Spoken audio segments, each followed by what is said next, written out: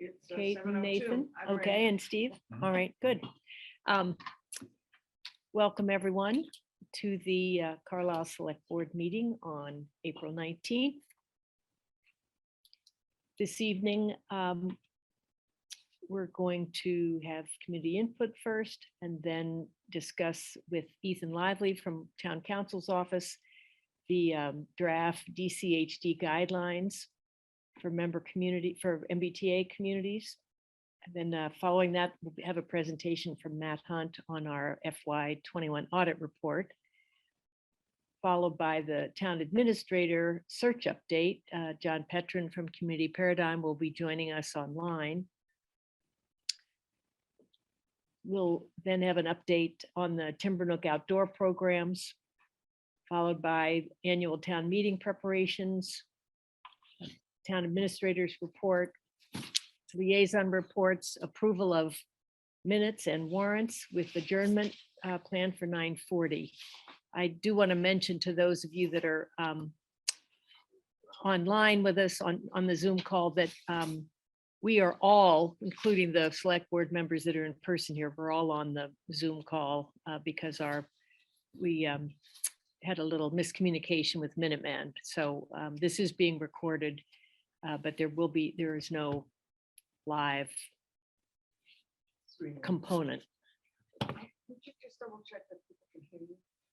Yeah, would those of you that would maybe Christina or Michael or Kim or Ethan, if you can hear me, would you just put your thumb up or?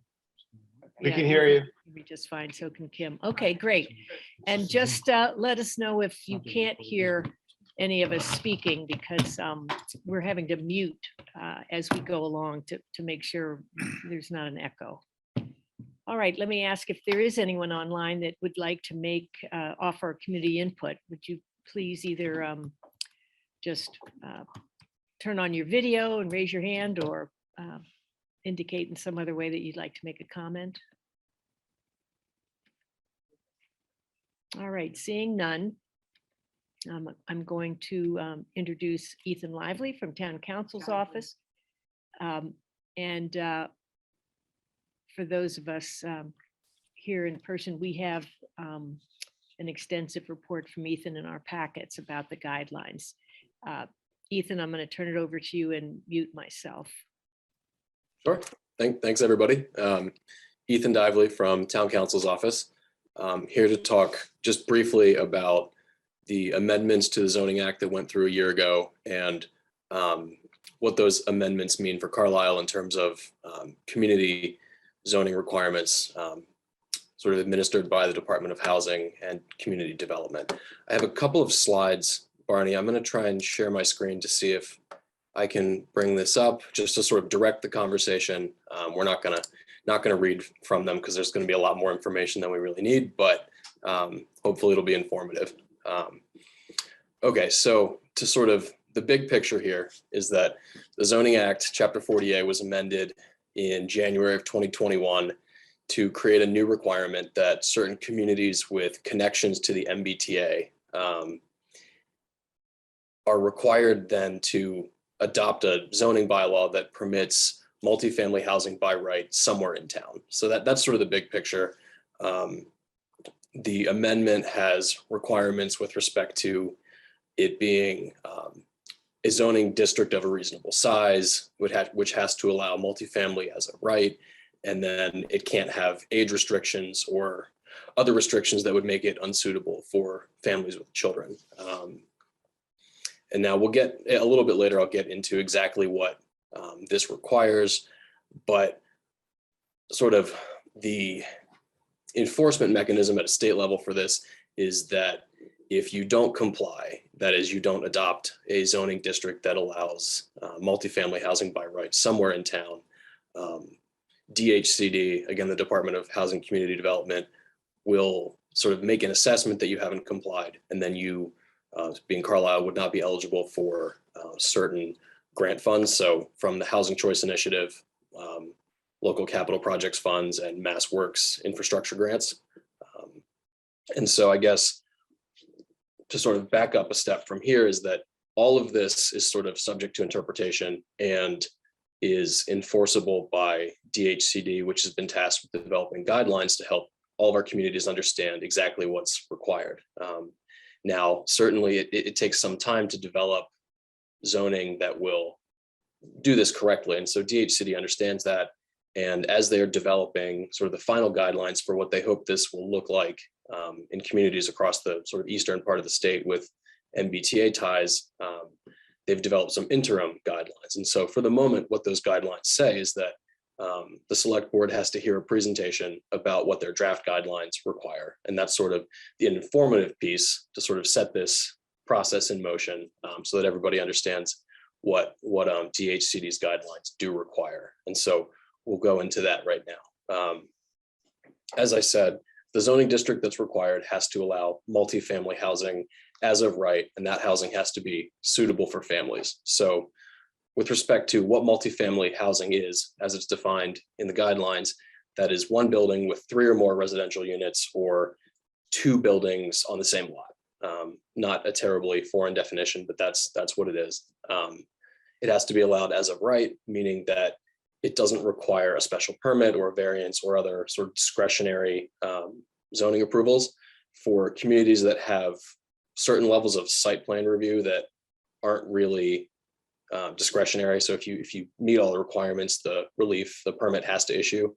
Some level of site plan review might be permitted, but that's sort of an evolving decision within DHCD's guidelines. And then it has to be housing that's suitable for families, meaning it can't be age restricted. And DHCD's guidelines suggest that there can't be restrictions on the number of bedrooms or the size of bedrooms or number of occupants. Generally, they want this housing, if it's built, to accommodate families. And so that is sort of what is required. Moving on to sort of where it has to be located. The DHCD guidelines and the statute sort of describe different communities with ties to the MBTA system a little bit differently. There's communities that have a high level of MBTA service, and they have different requirements with respect to where this zoning district would have to be located. Carlisle obviously doesn't have any MBTA stations within its borders. And so the way DHCD's guidelines address that is that if it's feasible, this district, when established, would ideally be in a place that has access to regional transit stations or follows existing street patterns and makes it sort of walkable and accessible. Now, I will say that this guideline within DHCD's guidelines is sort of, it says if feasible. So there's some flexibility here. And especially in a community like Carlisle, it might take some time to think about if a zoning district like this were to be adopted, where would it make sense to put it in the context of your community specifically. And so then moving on to the size of the district that's required and sort of how many actual housing units does DHCD expect you to allow? And I'll make a brief comment on that insofar as DHCD has been clear that you have to adopt zoning that permits this kind of development. There's no actual requirement that the allowed housing under this program is actually constructed. So they've been careful to make that distinction. There's no burden on the town to sort of go ahead and affirmatively push this construction, but it has to be permitted somewhere within the town. And so with that being said, the reasonable size under DHCD's interpretation is not less than 50 acres. Now their definition says contiguous acres, but the guidelines also say that you can sort of spread it out across the town, maybe through overlay districts, as long as at least one of them is 25 contiguous acres. So it can be broken up a little bit, certainly. I think that's recognizing that it may not be easy to find sort of one particular place in your community that should hold all 50 acres of this kind of development.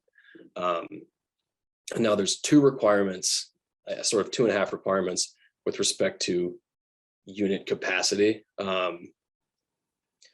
The first of which is that in an adjacent community, which is how Carlisle is defined, you have to create a zoning district that will allow permitting of units that are equal to at least 10% of your community housing stock. So if Carlisle has and I think that I'm not sure what the exact figures are, but it's far under 10,000. But let's say there were 10,000 housing units in Carlisle. When accounting for things such as zoning restrictions and wetlands and other things, the district that's created should, to meet DHCD's guidelines, allow for 10% of that theoretical 10,000. So 1,000 new units. And that's one part of their calculation.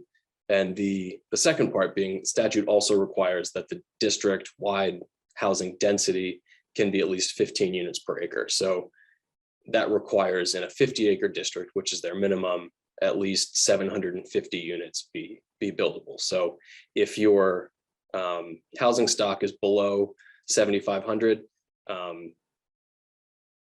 it doesn't really, the 10% requirement there is sort of obviated by the fact that you still have to hit 15 units per acre across the whole district. And so that's sort of a lot of information. I've kind of summarized it here.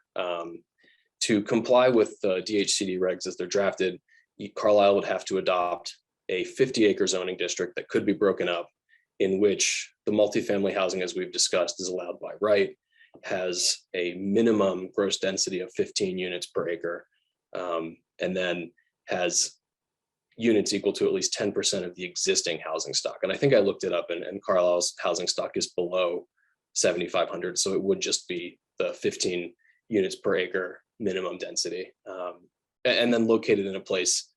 I think this is sort of the last portion is sort of a common sense criteria. It should be located in a place where people have access to roads and facilities such that multifamily housing makes sense.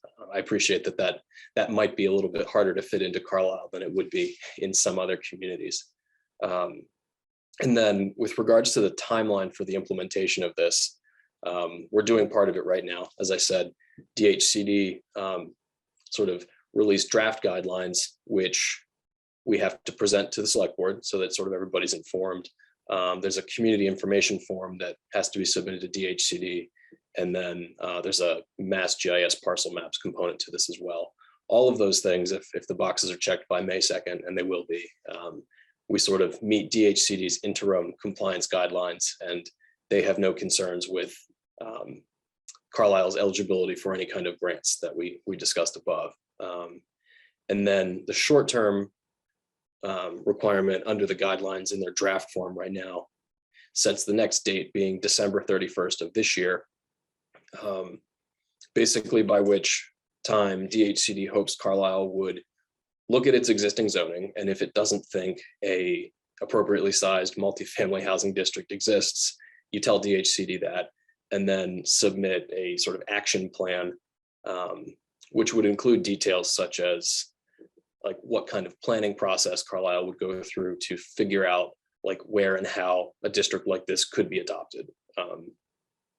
Following that, the action plan has to be approved. That's an interim step for next summer. And then the sort of outside limit on this timeline is December 31st, 2024, by which time the guidelines would require you to have adopted a new zoning district that complies with all of the regulations we just discussed. And now I think a big caveat to all of this is that these guidelines are still in draft form. DHCD got a lot of comments on the substance of them, and a lot of those comments sort of focused on the difficulties that smaller communities or communities without MBTA access necessarily will have with complying with these things. So adjacent communities that don't have public sewer, like Carlisle, might have a difficult time fitting 50 acres of sort of dense multifamily housing into the community. And I know there's some risks in other communities that you might just forego the grant funds altogether because it's too onerous and sort of too inflexible. So I'm not commenting on the wisdom of the draft guidelines. I think DHCD has done some really good work, but I guess I would say that they've received a lot of feedback, and it's sort of an ongoing planning process, and they might be revised. So with that, I think I've given you a lot of information, and I certainly won't have all the answers because to your questions, because the draft guidelines aren't final. But if the board does have any questions that I can try to answer for the moment, I'm happy to discuss that for a few minutes.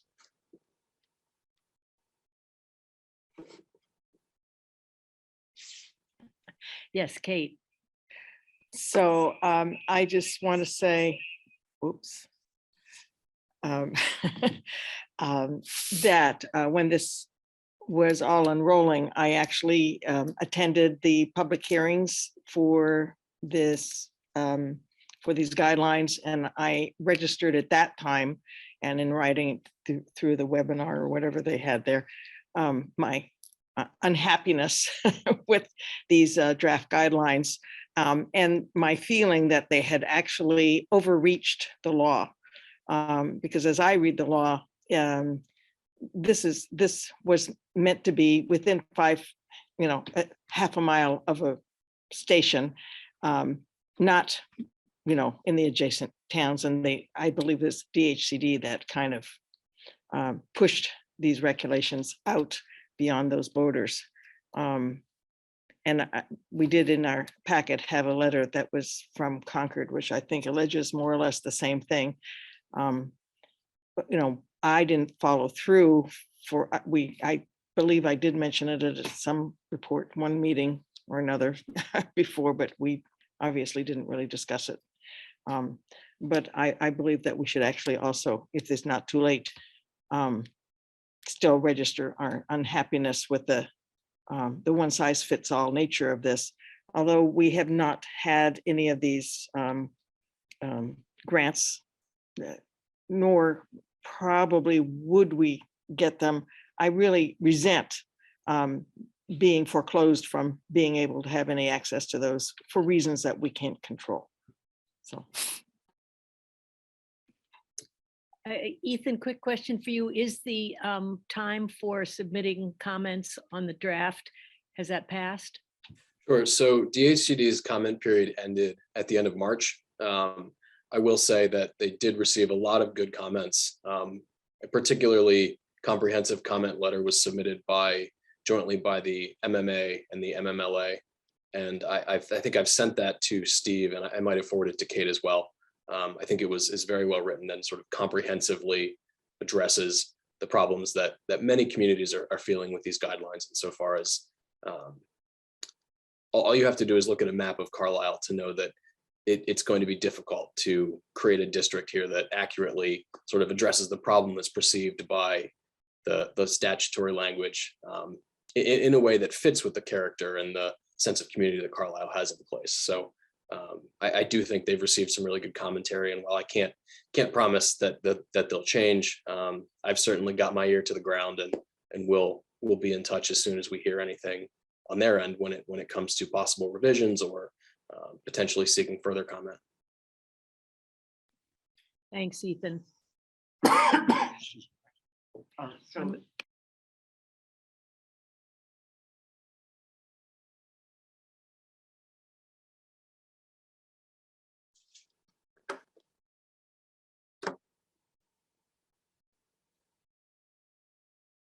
So I'm sorry, I can't hear anything if someone's speaking.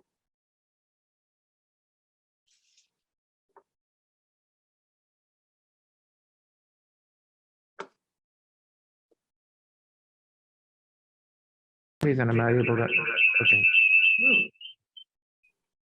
think you're not muted. Yep, I can hear you now. Okay. Can you hear me now? Yes. Okay. Sorry about that. I kept getting muted every time I unmuted. So let's say so if it's like 150 units for us, is that right? Or is it 750 because it's the greater of? So it's the greater of those two numbers I talked about.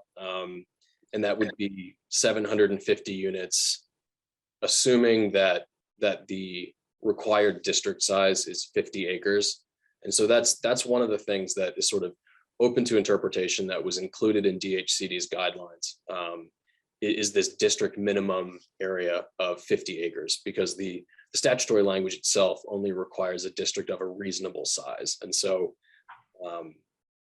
as I understand it, DHCD took reasonable size to mean like sort of the area that would exist within the 1/2 mile of an MBTA station. So one of the other parameters in terms of locating the district was that if you have a MBTA station within your community, it should be located within 1/2 mile of it. So I think I think they did some calculations based on how much area is within 1/2 mile of a theoretical MBTA station, and arrived at 50 acres. So that particularly is one thing that was commented on in many of the letters, because 50 acres is sort of can feel a little bit arbitrary when one town is very different from another. Right, so what you're saying is that perhaps what they did was they just said, okay, from this train station, let's draw a circle 1/2 mile around, how many acres is that? And that's how they came up with that number. I So believe therefore, they that's would be correct. assuming that if you have a train station, that your district would be that circle. From the Right. train station. Right, it would be, I think that's theoretically how it was supposed to work. Certainly in the case of Carlisle, it's a little bit different, as one of their defined adjacent communities that doesn't have MBTA service within the town. So they're still holding you to that 50 acre minimum, which at 15 units per acre does result in a like minimum unit capacity of 750. Okay. Now, I think I looked this up, and the last number I saw in Carlisle's housing stock was somewhere in the 2,000 to 3,000 range. Kate might know better than I do. I think it's under 2,000. I think it's under 1,500. Yeah. Okay, and were that the case, as you suggested, by their other calculation, it would be like 150, 200 units, something like that. And that might be more reasonable in terms of defining the size and scope of the district, but that is not currently it's the 750. right. Okay, and so let's say we find, an area that we're going to put an overlay district on, and we're going to say, okay, this is our district, it's 50 acres. And it's by right they can build. But does that mean that they don't have to, it's like, there's no way they could build that many without having a public water and sewer, and they couldn't do that within 50 acres, have that many units and still have a public water or public sewer system. So do they get to bypass those rules, or what happens then if we're creating a 50 acre overlay district and we know there's no way they can put 750 units on that property? Right. So Does that still leave us at a liability?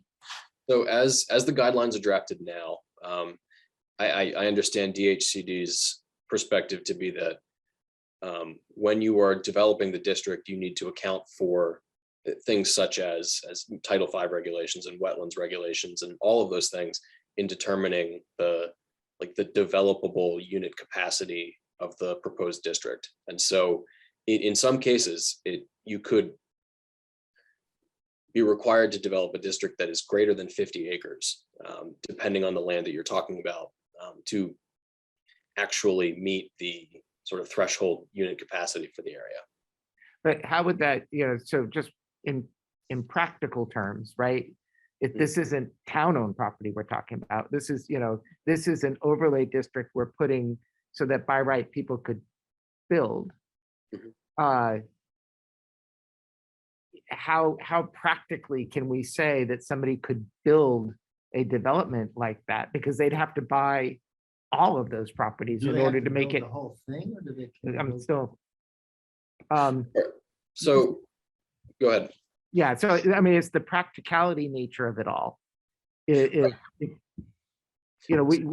can't say, yes, everybody, you can build there.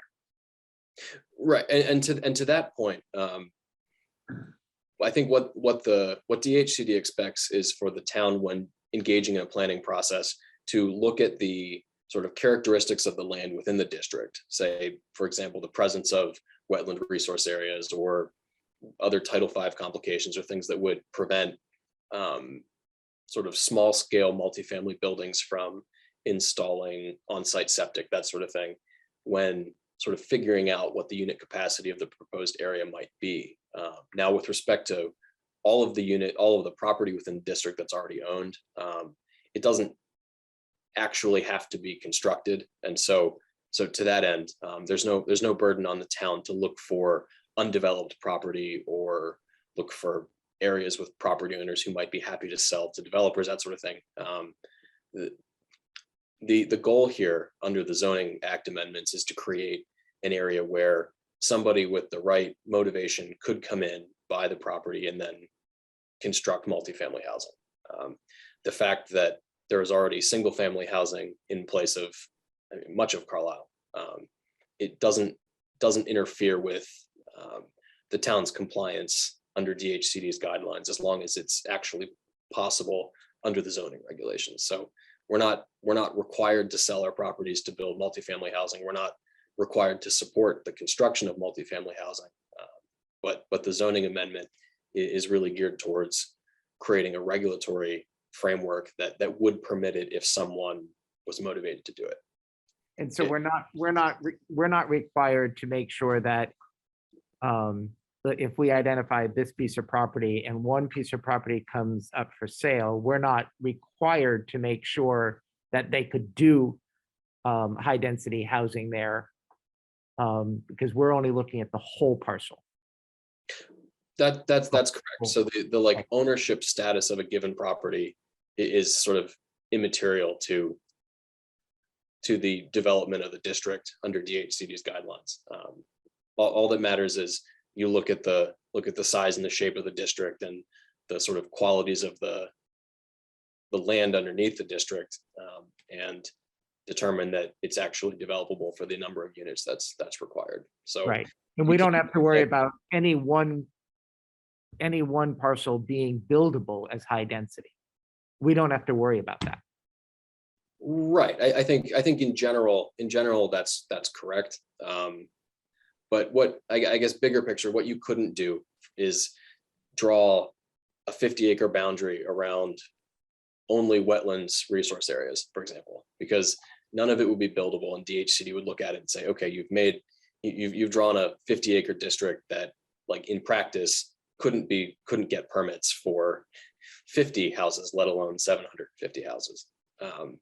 That's sort of the level of review that the guidelines anticipate would go into the planning process when developing a district, is sort of looking at the feasibility of the construction, without sort of taking time to consider who owns the property and whether or not it would actually ever be sold to a developer, or whether it would be built.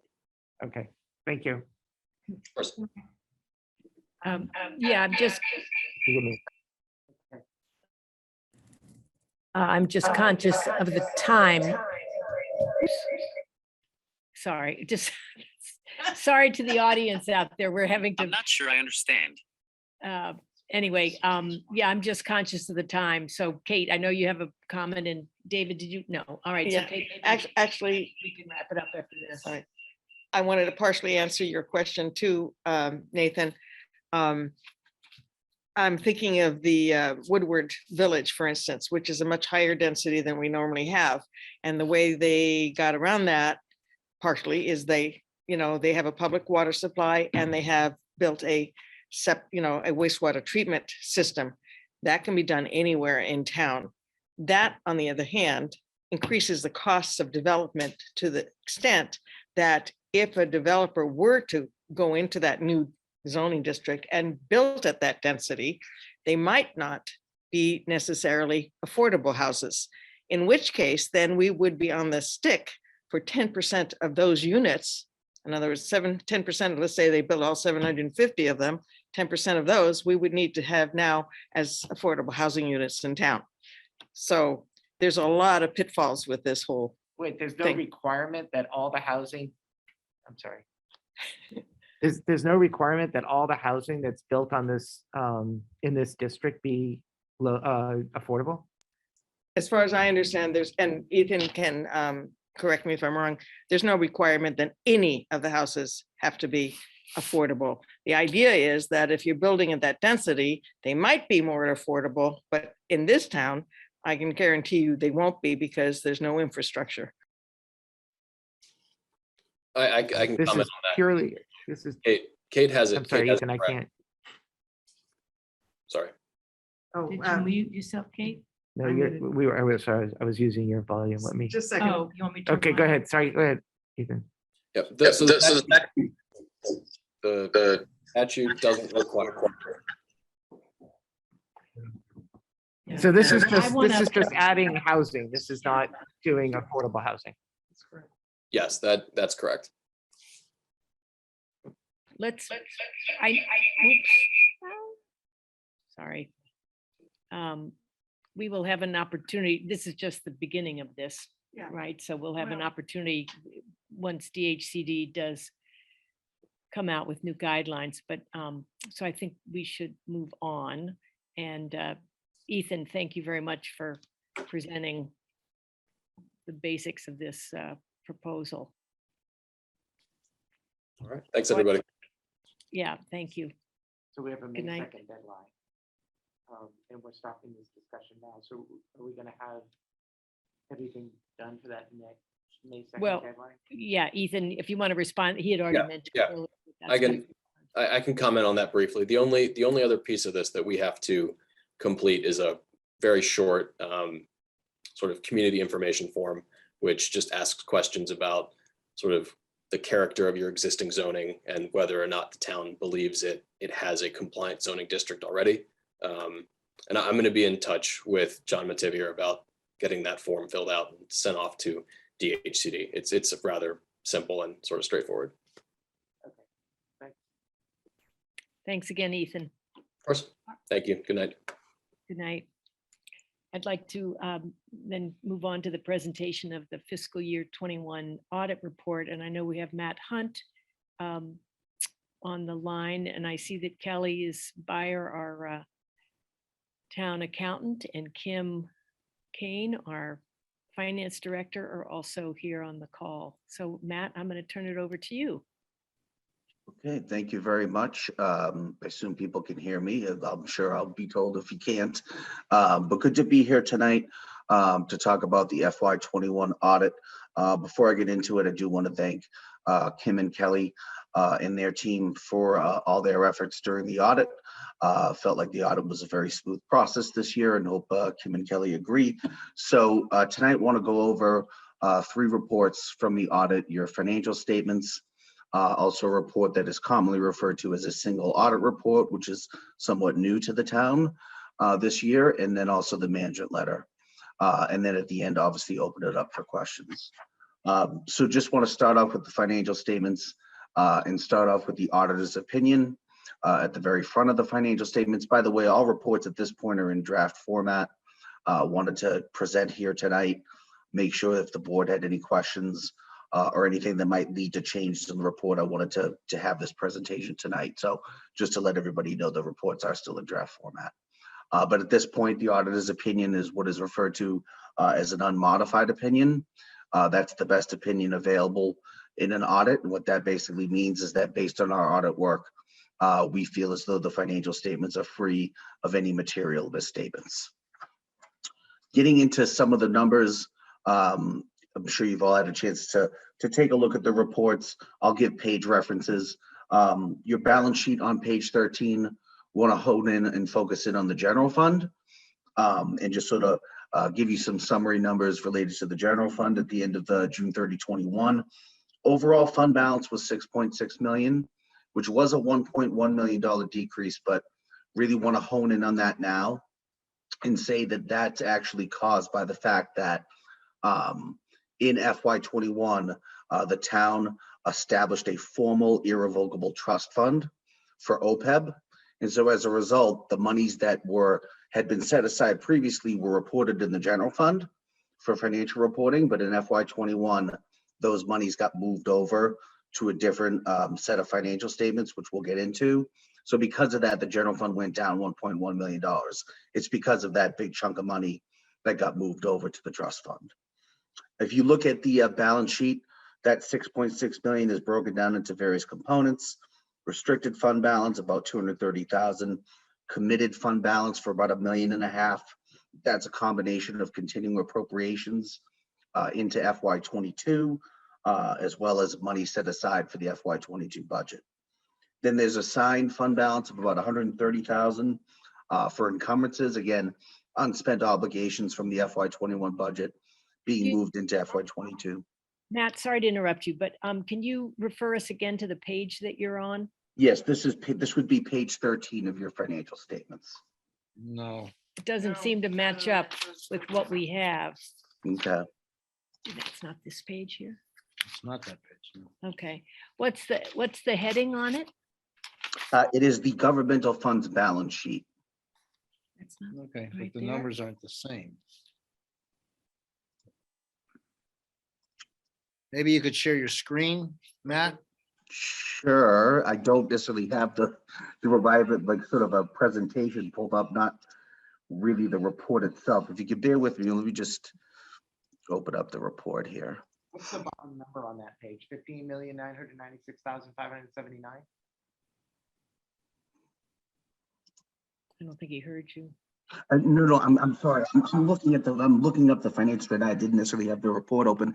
It is page 13. It is labeled as governmental funds balance sheet. And there should be column headings for general community preservation, non-major governmental funds. Are people not seeing that? Okay, None of his numbers match. What he's saying doesn't match what's on what, the page. the number in the bottom right on this page, is that 15,996,579? Yes, that's not the number I'm referring to. So what I'm referring to, speaking of right now, is the general fund. So it's the very first column on page 13. Those are the numbers that I'm referring to right now. Okay, thank you, Matt. Okay, no problem. Would people like me to share screen? The only problem is that I'm sort of using a sort of like a summary presentation that I'm going through right now. It's not really the financials that I have open. So if people do have it open, I definitely will take the time to explain what I'm referring to if people don't know. I think we didn't get Matt, we didn't get a summary presentation. All we have is the actual report, draft report. So Okay, if you don't refer to the numbers, like you mentioned, the million decrease, which I know is in here, but it's not on the page you're referring to. okay, Either you got to go with what we've got, whatever way you want to do it. understood. Okay. And yes, the 1.1 million decrease, we'll get into that. That is a different page. So again, page 13, general fund column. Again, we're just sort of summarizing the different components of the general fund. And I think really sort of getting to the key of the matter is you'll see an unassigned fund balance amount of about $4.9 million. That's really the amount that the bond rating agencies really focus on, because they view that as an important number in terms of your reserves. If anything were to happen, obviously COVID-19 was a big impact, but you got a lot of grant funds. They like to see a nice number there in that unassigned fund balance in case there are certain contingencies that occur that you have some reserves in the general fund. So that $4.9 million number also includes your stabilization fund, which is $1.2 million. And so we like to compare this unassigned fund balance to your total expenses for the year. We feel like that's a really good ratio. And so I want to refer you to page 8 of the financial statements, and what you'll see there, this is in the MD&A section of your financial statements. What you'll see there is you'll see a table that gives historic information. It's called General Fund Trends. I don't know if people see that. Yeah. Okay, great. And so what you'll see there at the bottom is that ratio for FY21 is 14%. So in other words, your unassigned fund balance of about 4.9, that represents about 14% of your annual expenses. So comparatively speaking, that's actually a little bit of a slight uptick from the previous year. And if you look at like the past 5 years, it's really been sort of a consistent number ranging between about 12 and 14%. So I think the town has done a really good job of maintaining and their reserves even through difficult times like COVID, et cetera. So this is definitely positive information for the town. Now, in terms of the $1.1 million decrease that we refer to, that is on page 14. In the midst. If you look at page 14, that is your revenue and expense statement for your governmental funds. And so again, we talked about that $1.1 million decrease, primarily because of the OPEB trust fund. But I also want to refer you to another revenue and expense statement at the back of the financials, which is on pages 53 and 54. In this financial statement is your general fund budget to actual. All right, hang on one second while we get Sure. there. Yep. We got to scroll down. And Kelly just sent us the summary Matt is working on. Oh, she did. Okay. All right. Page 50, what is this? 53. It's page 53. It then moves into page 54. It's labeled as general fund schedule of revenues, expenses, changes in fund balance, budget to actual. Yep. Okay, great. All right, so just a couple of highlights here. This is a financial statement I like to go over because it does sort of show, okay, here's what we budgeted for. Here were the actual results. I think that's, really important. So if you look at this particular financial statement, if you look at more towards the bottom, I'm going to refer you to the 3 rows to the bottom called net change in fund balance. Let's focus in on that row. And what I want to focus in on is the last column on page 53. You see that negative number for negative 1.4 million. What that basically represents is that at the final budget stage, once all, annual town meetings, I don't think there was a special town meeting for FY21, but once it all shook itself out, final budget wise, your budget was being funded by $1.4 million of reserves. So you had more expenses than revenues. That is commonly the case with municipal budgets. But then if you look at the next page, page 54, I'm going to refer you to the last column, which is called variance positive negative. Do people see that? Yep. Okay. So what you'll see in this particular column is that for revenues, which is the top section there, you had a positive revenue variance positive variance for revenues of about 340,000. Then you also had a positive expense variance of about 1.8 million. So when you combine those two factors, the fact that your final budget was funded by reserves of 1.4 million, because of that positive revenue variance and because of that positive expense variance, your general fund on a budgetary basis actually had a positive variance between budget and actual of $1.2 million. So that's why it's really important to look at this financial statement in conjunction with the financial statement on page 14, because this financial statement on page 53, 54 does not account for that transfer of the OPEB. So this is more of a true picture of how your general fund performed in FY21. Hey, Matt, Yes. is 54 supposed to go to the right of 53? Because there's no headings. I was looking Well, at. right. So when it's printed out in 2-page format, 53 and the 54. Okay, because it's very difficult for us Yeah. without having taped that together to understand any of that. So, Okay. We will make a change. I can make a change before the final to get those column headings over to that page as well. well, not just the column headings are fine. It's the line items. Yeah. go ahead. That's what I meant. That's what I meant, the line items. But it needs to go in landscape or something. It can't, it's got to be on one page. You can't, Yeah. no brain can wrap themselves around that. If it's double Okay, sided. okay. Fair enough. Nope, I understand where you're coming from.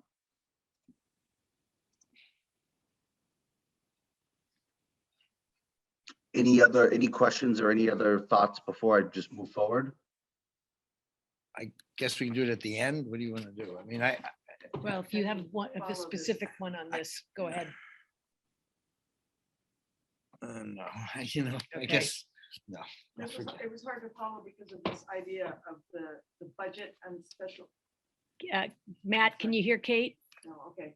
I'm Somewhat. sorry. Hang on.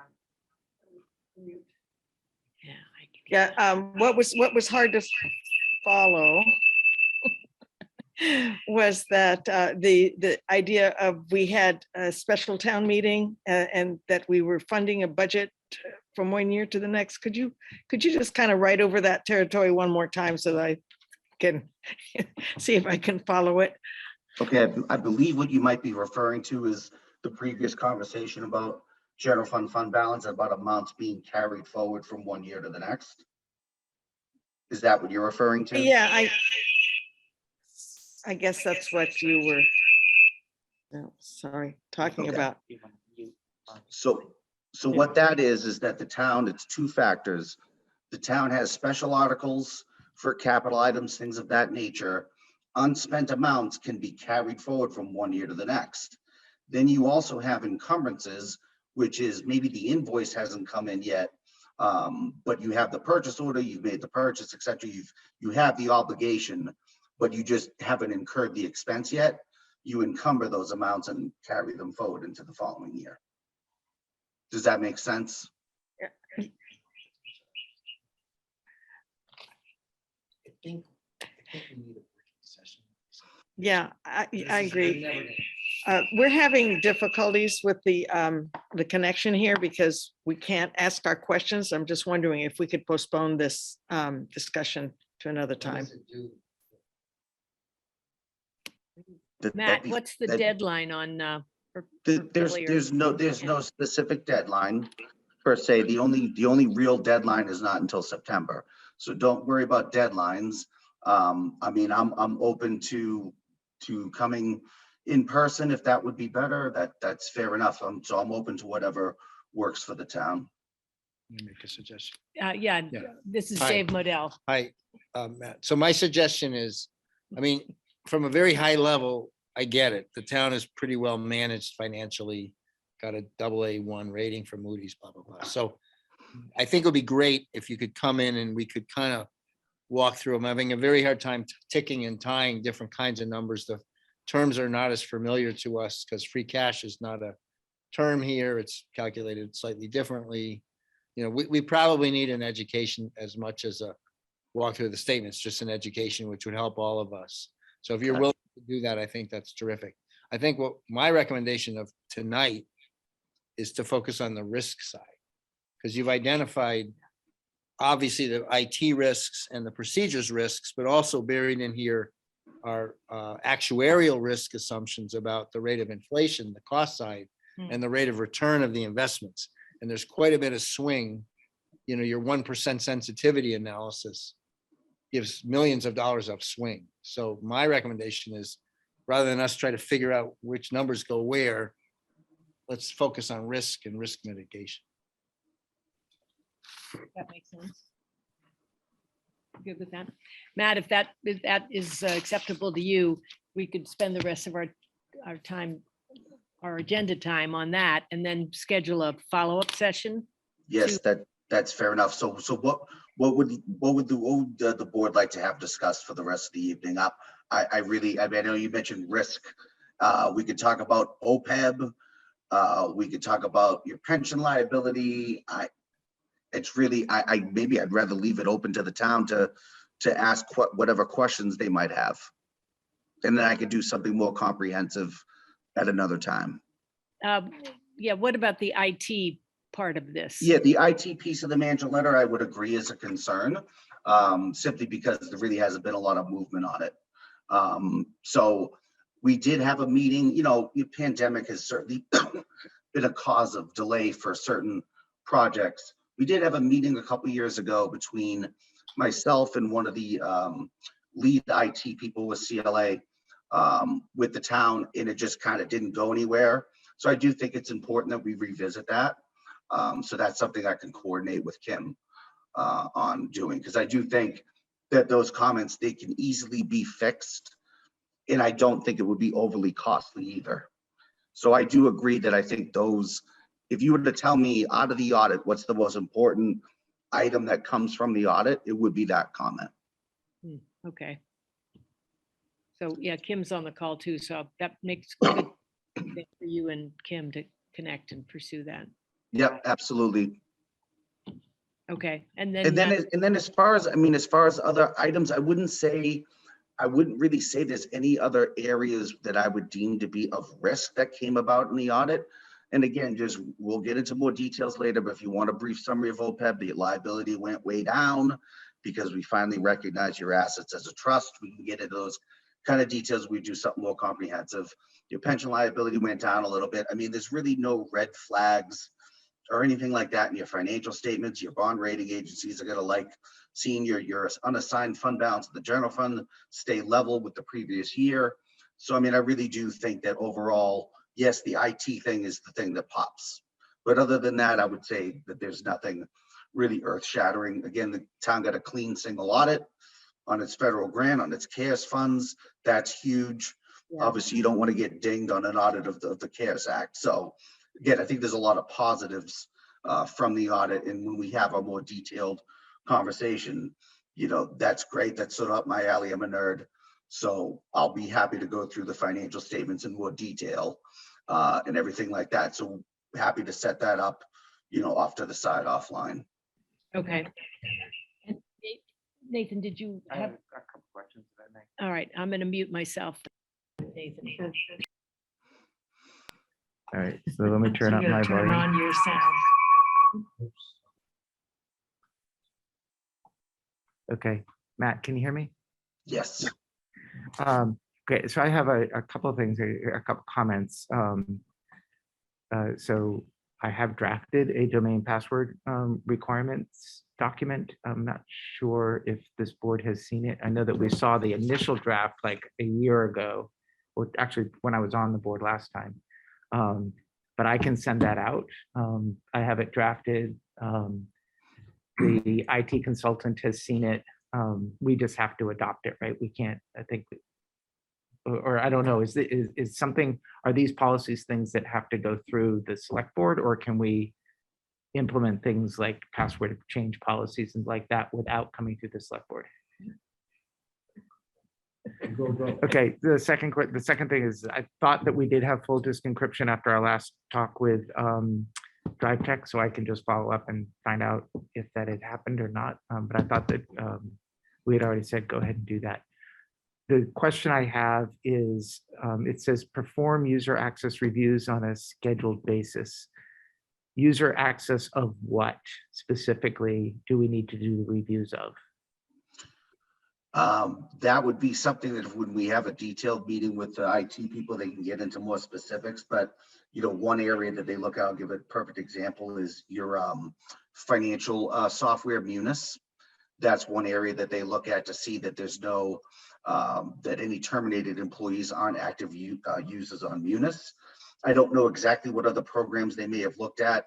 I don't get involved in that part of the audit, but that's really the main point, is that if somebody's terminated, they should not have access really anywhere. Okay, so this is reviewing the users that have access. It's not logging what users are accessing and their Right. activities. Okay. Yeah, what it is we get a list of terminated employees during the year, and then we get user lists of various programs, Munis, for example, and we make sure that there's nobody on the terminated list that is also on the active user list. Okay.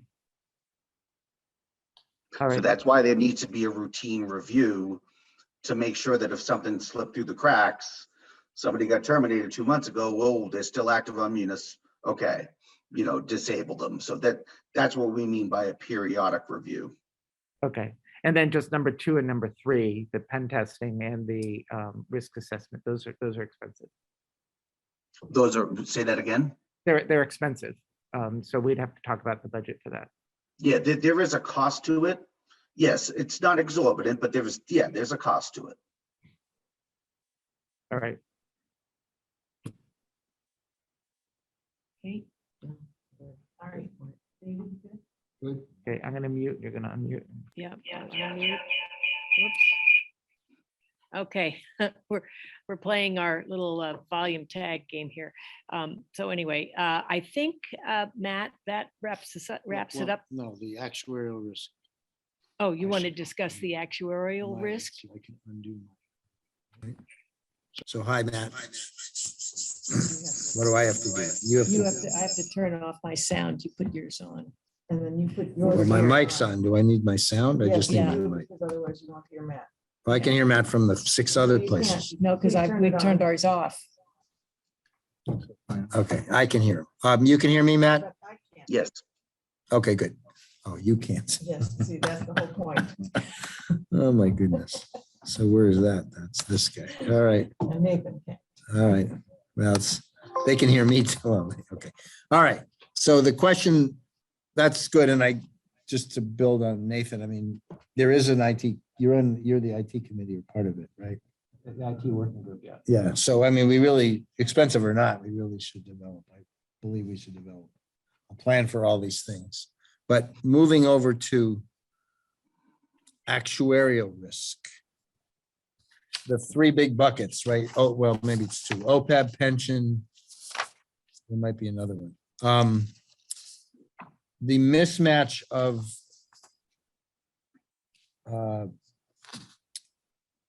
earnings, the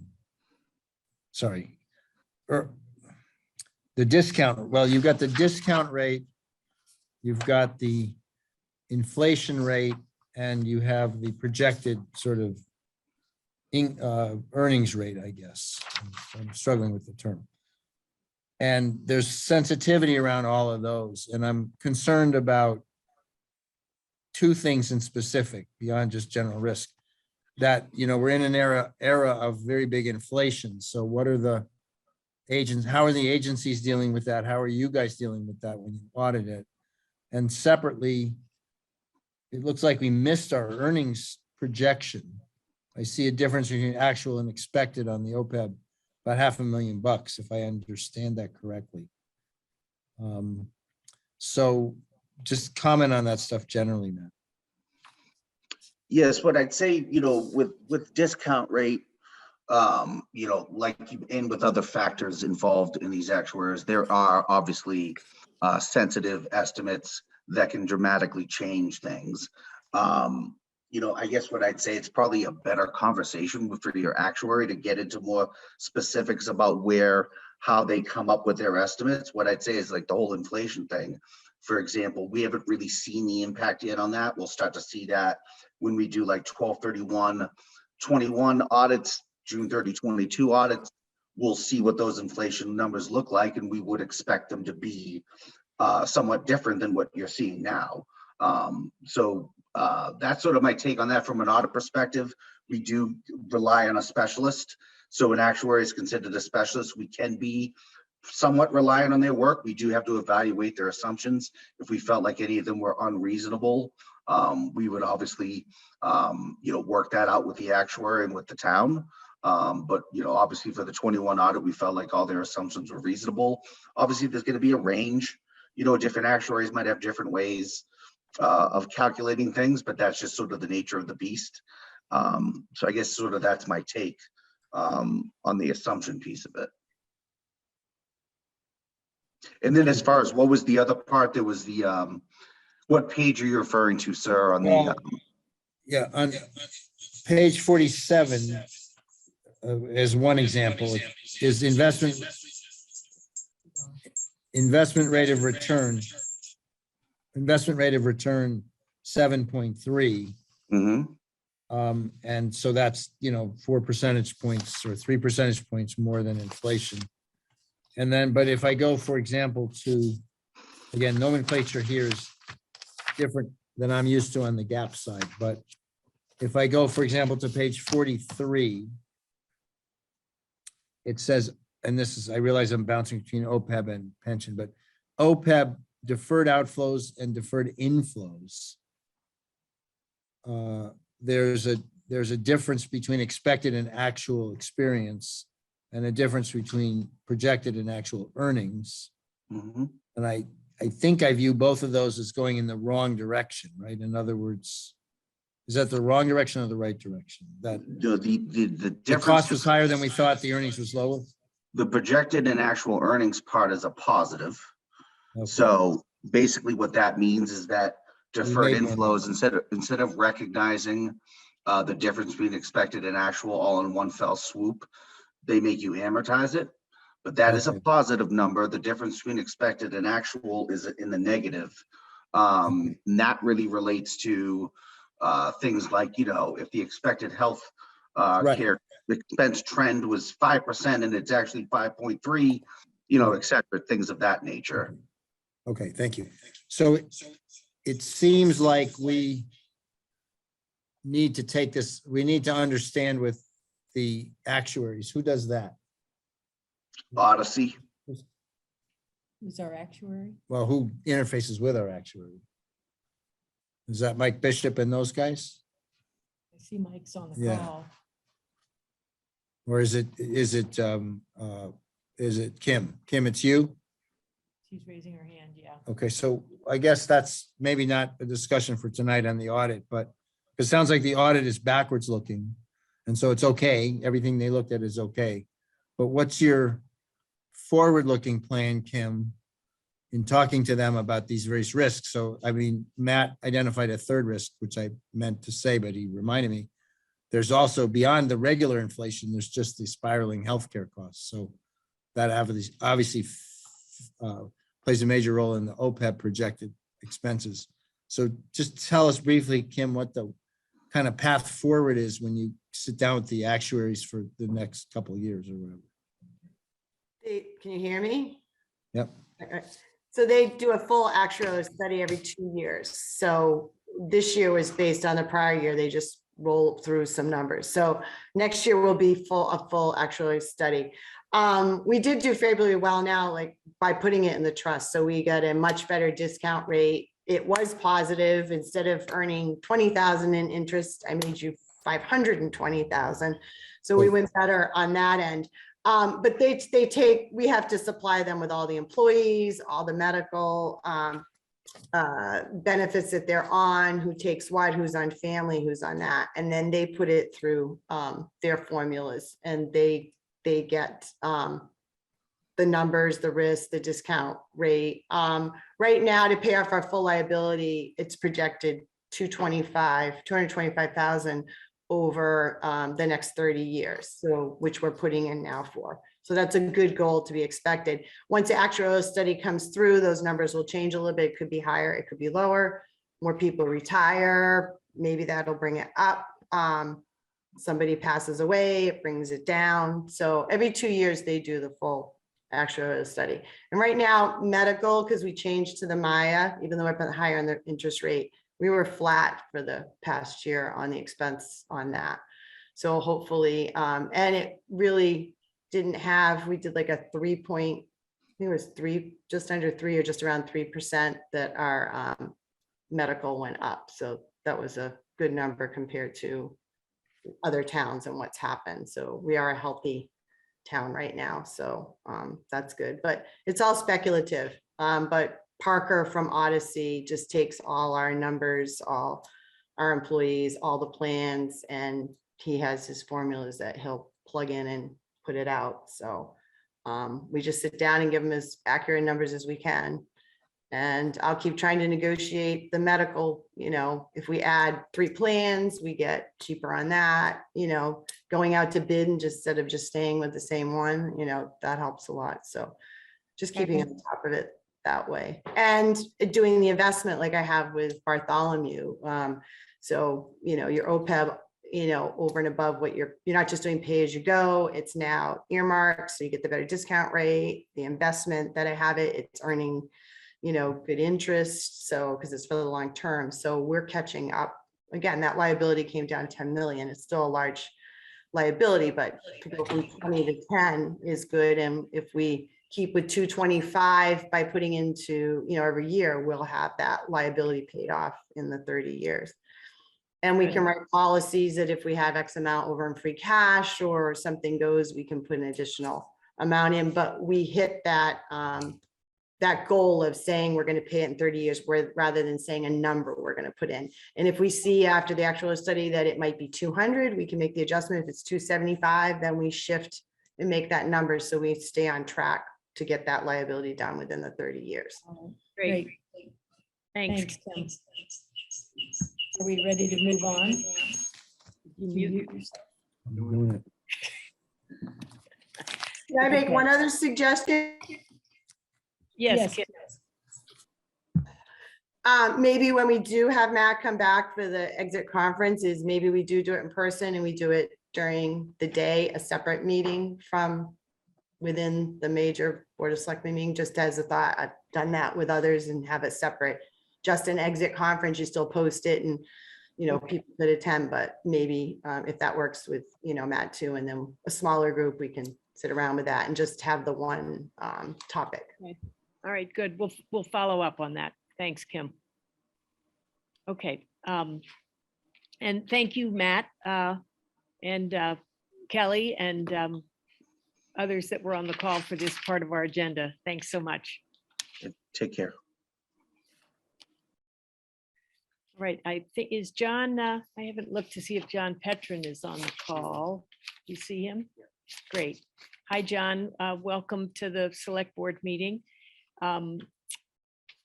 We would love to hear from you about what's happening on the town administrator search. I know that the opportunity to submit resumes closed about 10 days ago, so I'm going to turn this over to you. Okay, great. Just a brief update then. As you stated, the applications closed earlier this month, and we had a great group of people apply, so we had 34 applicants for the position.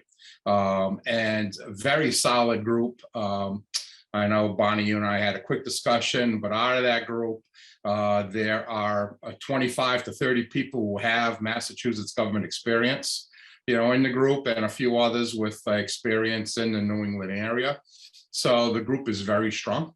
And I'm sure it'll be a great discussion we'll have with the screening committee and trying to make decisions as to which ones to interview.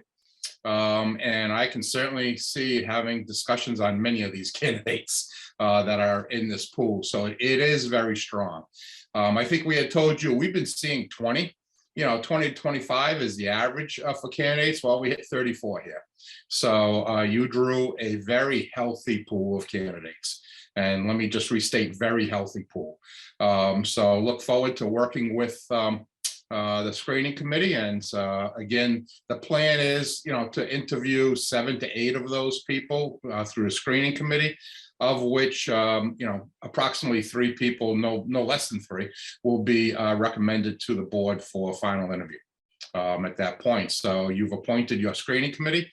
Look forward to hear from Bonnie as to the dates that we have finally set, for our meetings, and we'll move forward with that. Is there anything else you wish me to address as part of this update? Yeah, thank you, John. Anyone else have questions or comments? Terrific news. Just from all of us, that's terrific news. We're pleased to have such a good response. And I can say that I think we're going to have our first meeting next week. I'm still trying to get feedback from everybody on the screening committee about availability. Okay. I'll be in touch with you, John, once I have that firmed up. Okay, great. All right, good. Well, thank you very much. David, any last comment? Okay, good. Well, thank you, John. Sure thing. Look forward to meeting with you folks. Okay. Okay, take care. Thanks all. Thanks, Steve. Good to see you. Good evening. All righty. So I see that John and Annette are here as neighbors to the Conant land, which is great. And we can go ahead and start, I think, the discussion about the Timbernook outdoor program. So just as sort of a reminder to all of us, we had arranged to have a site visit with Sherry Kennan, the director of the program, about 2 weeks ago. And I went in the morning to view the Little Ones program, and several people on the board and some neighbors and supporters of Timbernook also came to the afternoon site visit. So first, we're going to just discuss feedback from that meeting and see where we are and things. And then I'd like to update folks on some conversations and I think Holly Mansfield is our recreation director is also on the line. So Holly and I can update you on some follow-up conversations that we've had with Sherry.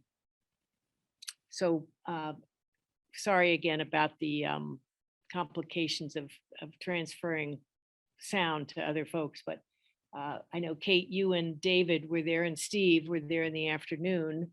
Do anyone want to start off with sort of feedback on that site visit?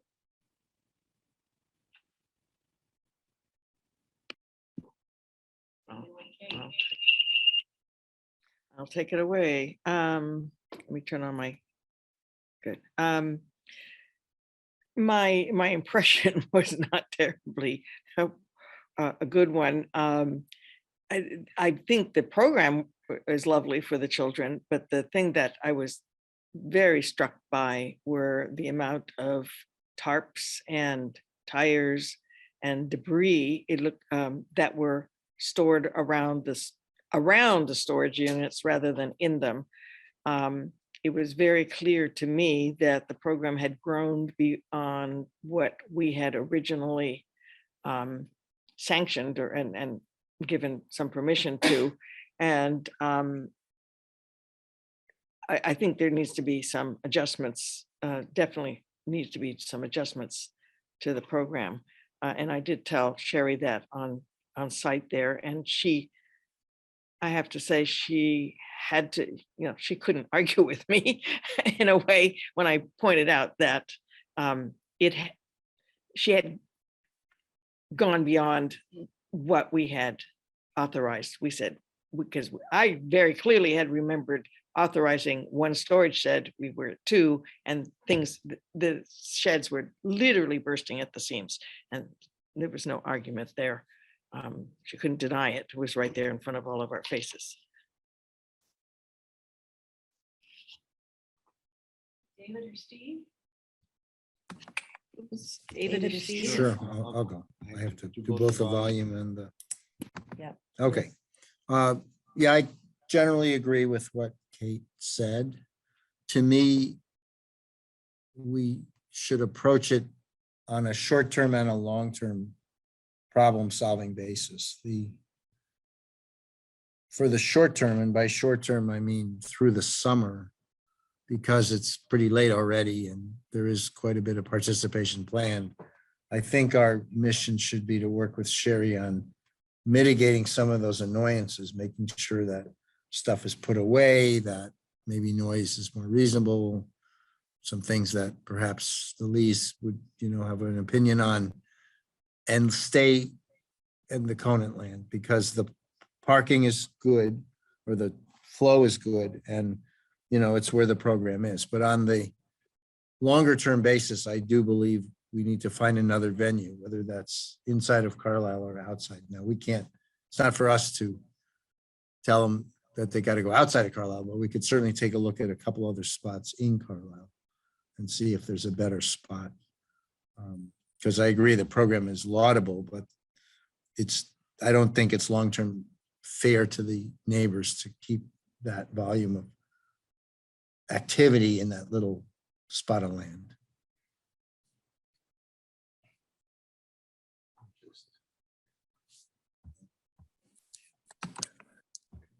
No, I think, excuse me, I think, my main concern is that it is a use on town property without any licensure, without, technically it falls under the Uniform Procurement Act. We probably should have gone for an RFP or something to define the type of camp that would be allowed out there. So they're kind of there. So that, from kind of administrative point of view, I'm just concerned about not following the Uniform Procurement Act and, any potential liabilities that fall on the town because of that. So I guess from my way of thinking, whatever is decided, we need to make sure that statutorily, town administrators, chief procurement officer is on top of this and goes through the proper processes.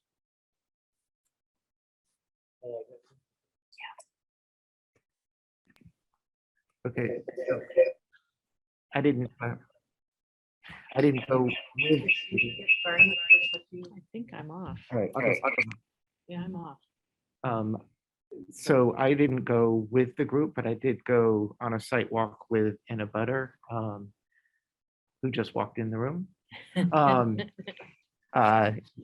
Several weeks earlier, and I took pictures, but I didn't, I just wanted them in case it was all clean. I think that the site is clearly really overused. There's just too many people in one area, and when I was there was trash on the ground. There was drinking, plastic drinking bottles sitting on the spool reel that was there. Again, we allowed one shed. There were 2 sheds. It looks like a junkyard. And I think it's disrespectful to the town of Carlisle to allow that to happen on our town land. And so, it's clearly gone way, way, way beyond what we had authorized. I'm saying nothing about the program and the type of program or anything like that. They're not treating the land well. They had painted trees. I don't know if that paint had come off when you were there, but the trees were painted. This is town-owned property, for the benefit of, all citizens, but, citizens of Carlisle. And I think that, I haven't spoken to anybody directly, but people aren't some people are not comfortable walking their dogs by it because there's so many kids there. And I think it's discouraging other uses of the Conant land. So I think we definitely need to do something to get them to, make sure that it's cleaned up. I think we need to worry about the parking because we talked a lot about the parking. I think at the time, I was hoping we could dig up the minutes from when we were doing this, but I think that we said 2 cars in the parking lot because they said parents would never, ever, ever be there. I don't know where they're going to the bathroom. They have a, It's so, yeah, that's what I thought it was. Thing that pop-ups. Okay, that's- but it's one of the dump ones, right? And, you dump they it out. they when take it's- it out. Right. just dump right. it, Yeah. So I guess it was very, very discouraging to walk through there, and it was actually really surprising because 2 years ago or 3 years ago, I met with them to discuss the fact that they had moved some stones that were in Conant land that are should never be moved, and they were very responsive. And the location where they are right now was actually proposed by Jeff and Annette and John and Marge, right? I mean, that's, and it's very close to the house. They were very, very supportive of it being there. You can't get any closer beyond the Conant land. And they were saying, go there. But now they've just kind of like blown it all up and kind of, I think, taken advantage of a good situation in a very negative way for the town.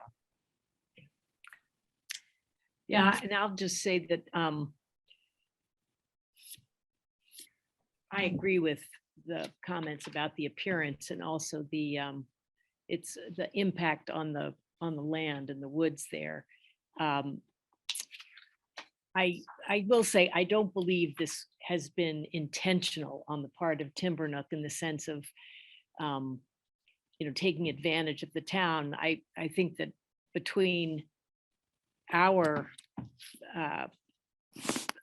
sort of concern with COVID and the fact that the camp was a very small operation when they started, and have, to their credit, they've had a lot of positive responses, and they've added to their program. I think this is a case of just a failure on both our part and Timbernook's part to stay in touch and stay on top of what was actually happening there. And I think what you're saying, Steve, about recognizing that this is actually operating as a camp, essentially, and initially it was not ever discussed as being a camp.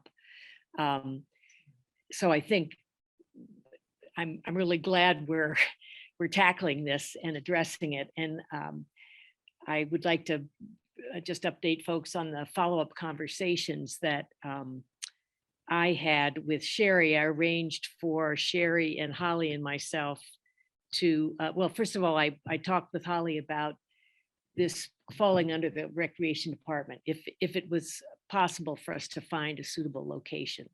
And in a minute, Holly, I'll ask you to comment further on, why you and I both think that makes sense. And then Holly and I met with Sherry over at the Banta Davis land to consider that as a possible alternative. And while there are a few sites that might work out, it's more challenging because you'd have to do some clearing of underbrush, which Timbernook would do at their expense, but it would require, some work on their part. The other place that we looked, that I took Sherry over to the DPW, the transfer station, because she'd actually raised that as a possibility. I'm not sure how she thought about it, but and we actually have maps in front of us here. If we want to take a quick peek at this, we don't have to look at it right this second, but I want to just mention that we looked at the land that if you go behind the transfer station and you're facing their big shed, and if you look to the left, there's a pond, and then if you go on the other side of the pond, there is DPW land there, and it actually abuts my own property.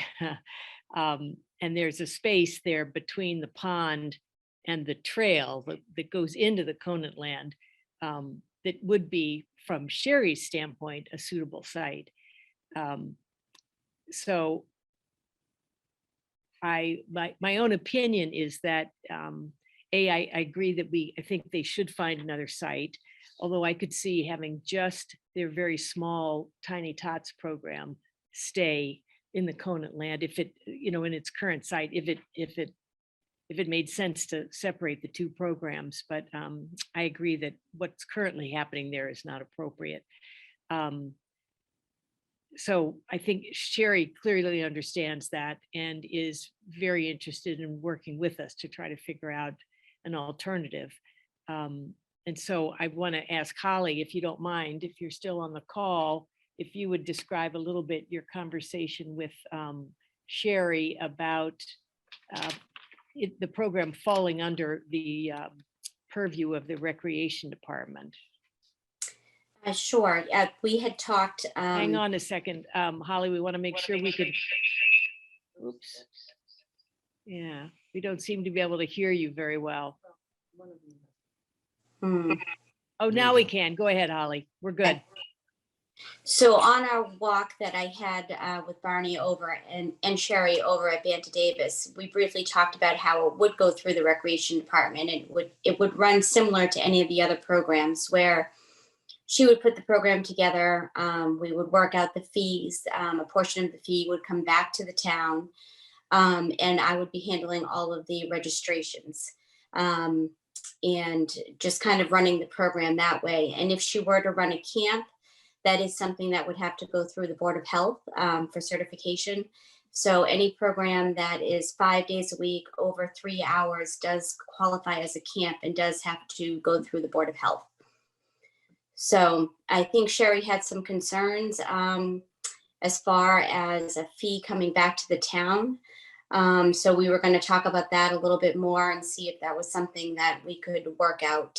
But I think first we need to see if there's a location that actually works in town before we get to that point. But that's what we were thinking, that it would just fall under recreation, and I would be handling the registrations and creating the class lists and really overseeing the program. Other comments, questions? So it seems like there's two pretty major problems. Can you be heard? Hang on. Let me myself and you. It seems like there's two pretty major problems. One is it should go out to bid, right, as an RFP, and then the other is it should go through Board of Health. Well, Can you hear us? Holly, can you hear us? I can. can I- Okay. can I Yes, answer that? Steve, go ahead. Well, I think if it goes through rec, we would not have to RFP. Right. Okay, Because it could be a rec program, so to speak. Yeah. But if it kind of remained the way it does now, private entity on public land, we would have to RFP. okay. And Board of Health, as Holly said, could easily be defined as a camp, and then for the Board of Health has to license it as a camp. Be a neat solution, seems to me.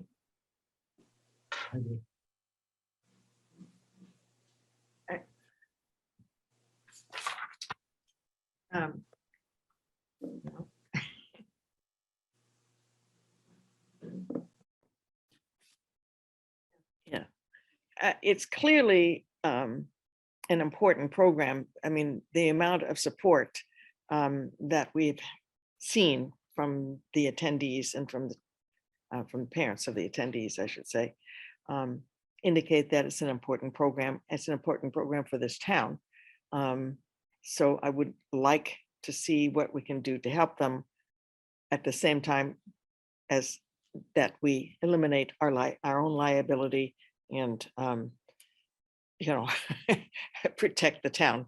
So we're trying to do, I just want to make it clear to everybody that whatever decision we will make, we will be trying to make the best decision for all parties that are involved in this.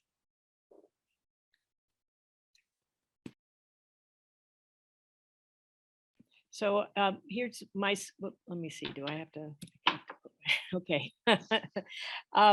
So I think for us tonight, my sense is that we like this option of it going through the Recreation Department. And that we're also in agreement that we need a different location. Yeah. I just have a question for Holly is if this goes through the RecCom, what's that going to do to the workload for RecCom and any staffing requirements or anything like that? I would have Timbernook would just continue with how they staff the program. And as far as the workload goes, it would just be treated like any other program that I have. So it would just be a class offering that I would list online, and people would just register through the site, through our online registration. Okay, so But we're not, Timbernook would be handling all of the staffing. okay. So it wouldn't be a big lift for you. I don't think so. Go ahead, repeat. So it wouldn't be a really big lift for you? Ooh, you're not muted. Nope, it would just, can you hear, or can you hear me? No, Yes. it would just be, it would be really not a problem at all to have it fall under recreation. So just like with any of the other programs, we just work together, and the program itself, I work with various program directors, coordinators. They bring in the staff, and I meet with them periodically just to make sure things are going well. So that's really all that would happen. If there's any issues, participants, families would contact me, and then I would address those issues if they came in. Okay, I have one other question. If I may. Oh, you're muted. All right. Okay. So it would be Timbernook, right? So is that associated with Carlisle? Make it.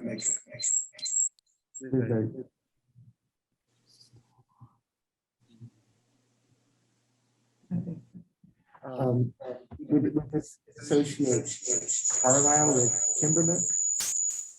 Which is like a multi. It would probably just be a site for them. Carlisle would end up being a site where they hold their program. So, we would really just be hosting the program for them, but it would be coming through the rec department.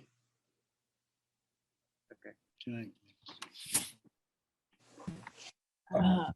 go ahead. Okay, David. you have to mute if you. Yes, I do. Okay, let me unmute. Okay, hi, Holly. So there is one layer I just want us to be aware of. So to me, what Holly said, like she uses Skyhawks or any of these, they could be national or multi-site programs or British soccer through the RecCom. I think that's fine. So Timbernook is a thing around the country, and we'd be one place. But there is a layer, which is Minuteman ARC, and I'm not clear. I think Sherry's employed by Minuteman ARC. So there is already an umbrella local admin. Mhm. We got to sort that out with them. I mean, they almost have to get out of the way, really. I mean, it's not the right way to say it, but there is an administrative layer that I think we have to understand what that relationship is. And Sherry did mention that, she, Minuteman does also take a percentage of their fees. So that's why she was concerned that if Minuteman takes a percentage of the fee and the town is taking a percentage of the fee, that was concerning to her. But that is how programs do typically run.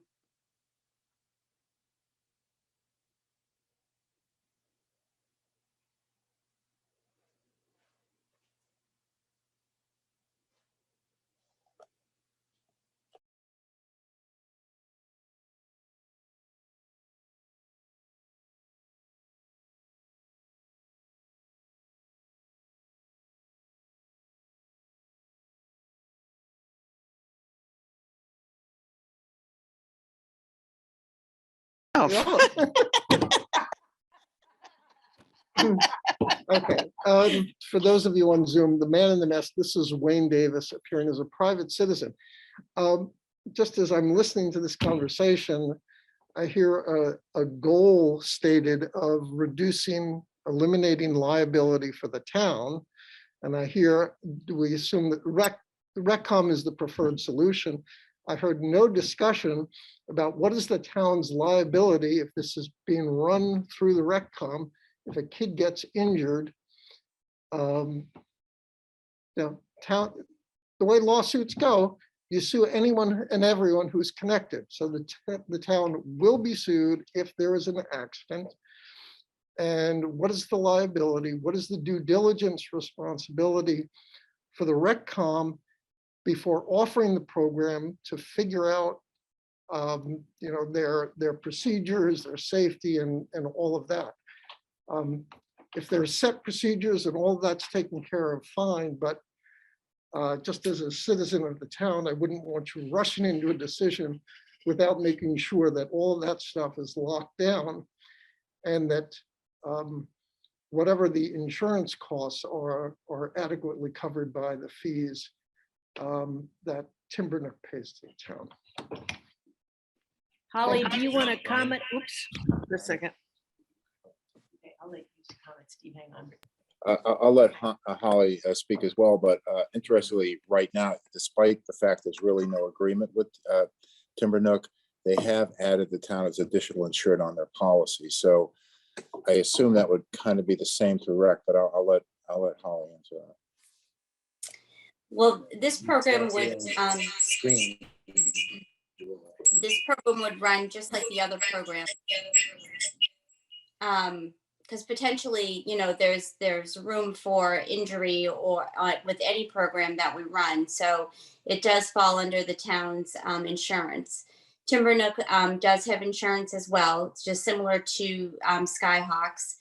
They do have their own insurance, but then we also have the umbrella of the town insurance that would assist if there was something that happened at one of the programs.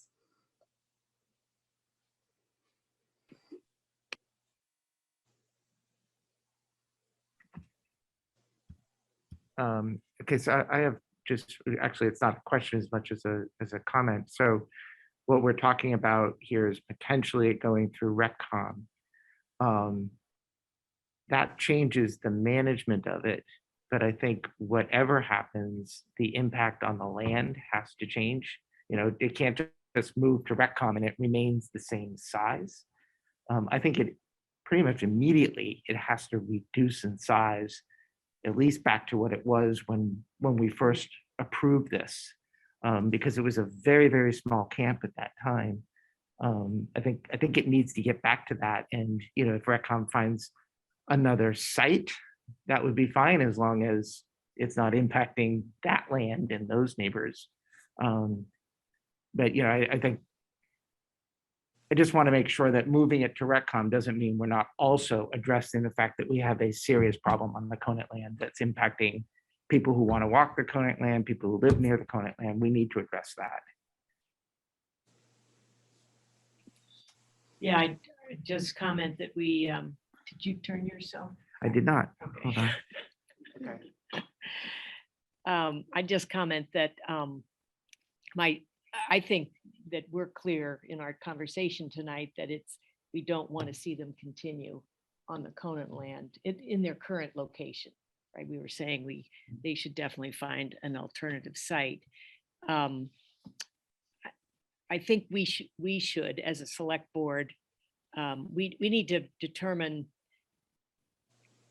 whether we're going to allow them to go ahead with their summer program as planned on that site. In my discussions with Holly and Sherry, but particularly for Holly, to have it to find a new location and then have it go through the recreation department, it is not possible to do in time for them to hold their summer programs that they've already put out there and have had families sign up for, and they have some programs that are already sold out. So I think a question for us as a select board is, if we insist on some specific changes, cleanup that happens to the site now that's in effect through the summer, and then terminate the use of Conant, this particular location, at the end of their summer programs. And in the meantime, I think our deadline ought to be by the end of May. We have the conversation with Timbernook about, and we, meaning the Recreation Department, has gone through the conversations that need to happen there, and Timbernook has gone through the conversations they need to have happen, and a site has been located, that we as a board have Timbernook come back for a full-blown discussion about any continuation of the Timbernook programs here in Carlisle beyond this summer. And I know that's tough. I would, if Annette and John, I don't want to put you on the spot, but I did hear from someone, I've forgotten who, that at the site visit, am I correct in thinking you said it would be okay if this was the last summer? Or did I mishear that? Come on up, John or Annette, if you, and then we'll do this awkward. Hang on one second, Annette. Hang on, just come on up and you can use Kate's. I'm going to mute myself and turn off the sound. I think the only comment I remember making is if it was going back to what they originally said, and it was a small group on the land that was not putting any more impact. I mean, even the other day we were walking through on the trail, and the kids had dug a hole in the middle of the path. So speaking to Nathan's point, if people are hiking and there's a hole in the path, that's really an incongruent use. Yeah. So that's what I personally feel about it. Okay. Well, okay. I am sorry that they went ahead and sold all those, that program. But I'm not willing to let them stay in Conant for the summer. If we can relocate them, maybe. And even then, I think we're kind of taking a risk, but I mean, that's as much as I'm willing to do, but I don't think they should be there this summer. It's too big a program. All right, comment. Yeah. Go ahead, David. Got to mute. Kate's got to mute. And Barney has to mute. Okay. I don't feel strongly enough to advocate that they stay. But I am thinking of the practicality, and Holly knows this better than anyone else on the call. It has been promoted. Families have made plans to put their children there this summer. We know from the letters of support that we get that Carlisle families with kids who qualify for that kind of program are incredibly grateful that it's there. So I guess prior to tonight, in my opening remark, my view is and was that we try to accommodate that this summer, but much more vigilant and much tighter guidelines about cleanup, about footprint, about not digging holes in the trails, about the kind of activities, not painting the trees. I mean, I will say, at least in my opinion, Sherry's gotten kind of lax. She's certainly, we've been lax because we didn't enforce our own agreement, so that's on us. But she's been pretty lax about the housekeeping aspect. And I don't know if we could lend her a better shed, or I don't know what we could do, but we could say, Sherry, not a half an hour before and after, an hour or an hour and a half before and after. Your job is to make sure it's looks clean and neat and everything put away. And, these are the guidelines, and maybe we have to walk it once in a while to check. I mean, I guess I say I wasn't advocating, but I'm proposing that because I understand that there will be families who say, what are you talking about? It's April. My kid's out in 2 months. I need this program. I know from my kids, you make plans for kids and they don't have those plans. It's not easy. So I do recommend that we take a little softer line for the summer. But if it's 3-1 on this, then okay, I'll leave it at that. But my recommendation is we should work with her and be strict, but not kick her out and not cut the number, because who do you cut? Don't take any more, maybe. She should close registration. That certainly is a practical, immediate step. But, you promised children. I don't know. Holly, do you have any, based on your experience as a camp organizer, what you want to say about that? I think it would be hard to cut the program, right now for the summer. David is right. Families they start looking to plan their summer programs in January and February. And even our summer fund program was full by the end of February, maybe even mid-February. So that is a concern unless we can find a place to move it. But I'm not sure, like I said, when Barney and I walked Banta Davis, we were very aware of the homes that were close by and didn't really feel that that was really the best location. Perhaps behind the transfer station is an option. I did not walk back there, but sounds like that might be an option for Sherry. So maybe they can move it there for the summer. That's something to think about. But I have had Carlisle families reach out to me asking me to get this under the recreation umbrella. And I have met with people from Timbernook on several occasions, and then they just weren't interested after the fee breakdown, after that we had that discussion about the fee breakdown and a portion coming back to the town. So that's the other option. That's the other thing, is that these families, it definitely probably can't come through recreation for this summer. We would probably start that for the fall if we can make this work. Because if it does come through recreation, fees on their end will probably need to be adjusted to accommodate for the fee coming back to the town. If they do a camp, the fee that goes to the Board of Health. And I do know they have to consider the percentage that goes back to Minuteman.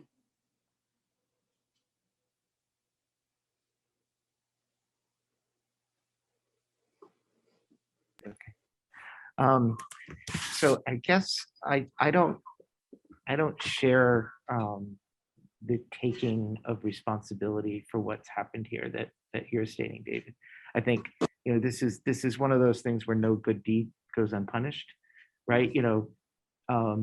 They came to us with this camp and requested to be able to do it.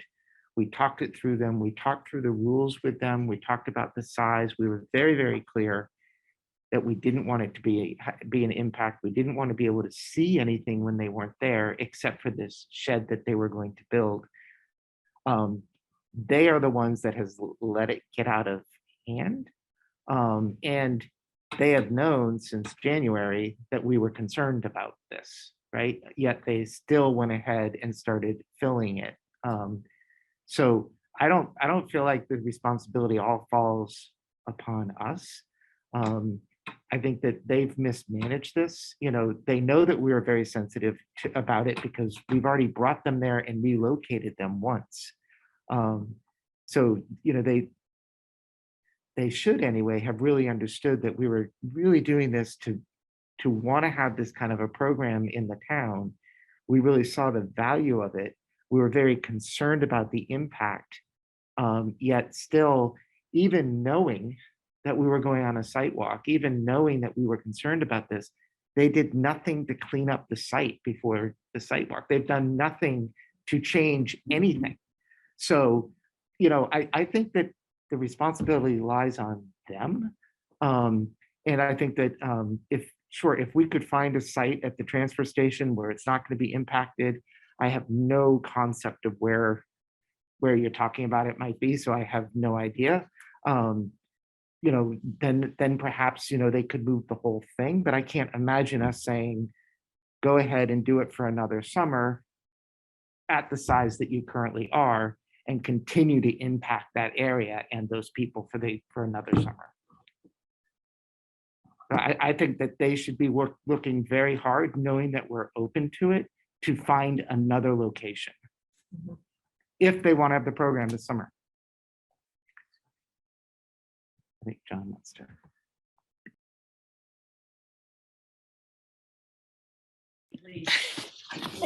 Hey, John.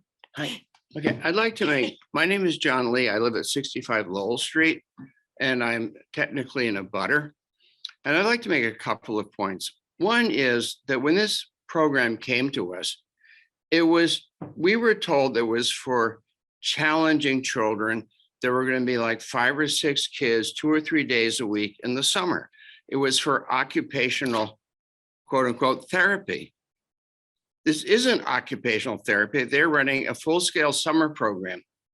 And I guess my issue is, and I've sent this to all of you, summer programs are licensed completely different than any other program. And it leaves the town at significant risk for failure to adhere to these programs. That being said, it is the 19th of April. Most summer programs, in my experience, having run one for 25 years, are just beginning to apply for their licenses. There is plenty of time for this program to apply to the town of Carlisle and run it through the state for their license. There is, I mean, it's not like I love the program, but the fact of the matter is, there's plenty of time for them to apply and get a license to run it. That's not to say I love, I'm not saying I love the program, but I love what they are doing. And I would love to find a better place to do it. But from a bureaucratic point of view, a legalistic point of view, from the town's point of view, there's plenty of time. We're not worried about, hanging them out to dry. There's plenty of time to get a license. Thank you. You done, Kate? there? Yeah. Okay. So I have very mixed feelings about this, about making the decision to potentially for them to potentially have to cancel the program this summer. And I understand, what Nathan is raising. I do think they have to take responsibility for their failure to manage things properly and to keep us informed and to come back and get new, permission again for expansion of the program, et cetera, et cetera. We could go through a lot of those things. But I will say, John, that I've had some more time to meet with the staff.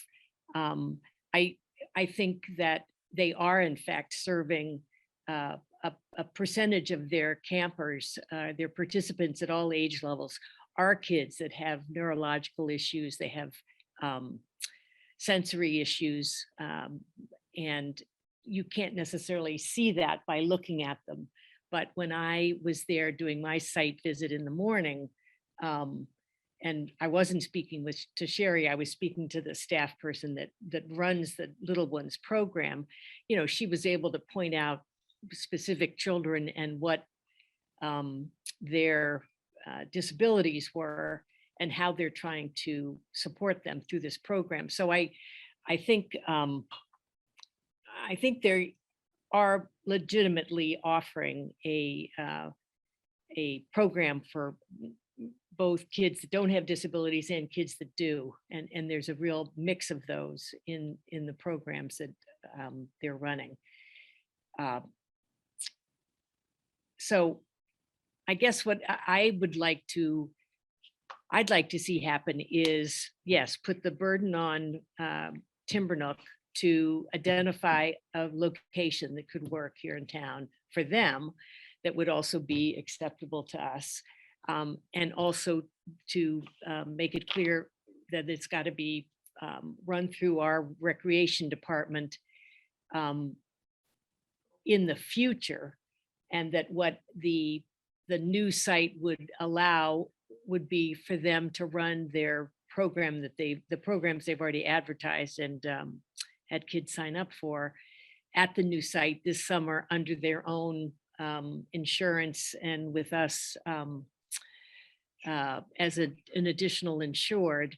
I guess we'll have to ask the question of our town council about the licensure question. But if we could do those two things, that I would like to see the program continue this summer. And then in any case, that we make it clear to the Timbernook folks that they have to immediately change the way they're using the land and the way they're,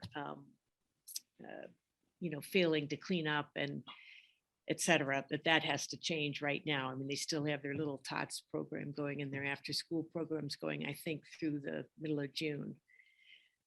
So that's where I land on this.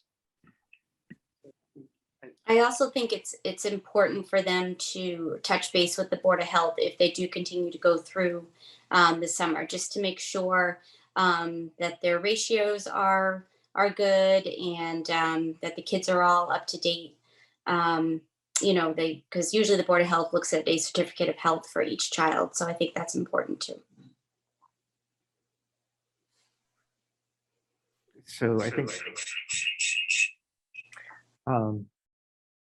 I think that, I think you're right, Barney, and you're repeating me about them, it's on them to do it. I think that they're going to need somebody from the town of Carlisle working with them on an alternate site. We don't want them just walking around Carlisle and looking at properties. It could be the site of the 750 overlay. Yeah, maybe That was a previous discussion on maybe the they could find agenda. that, maybe they could find the 50 acres too. Right. But I think it's important that we identify somebody who understands where all the parcels are, that, can walk with them and help them with that process. We did ask Sherry. Hold on a Oh, minute. Sorry, Holly, just a hang on. second. I just had a quick question about the one that we have here.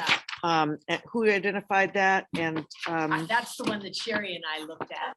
I see. Okay, and it is 2 acres. Because she had said when we talked to her that she needed about at least 2 acres or about 2 acres.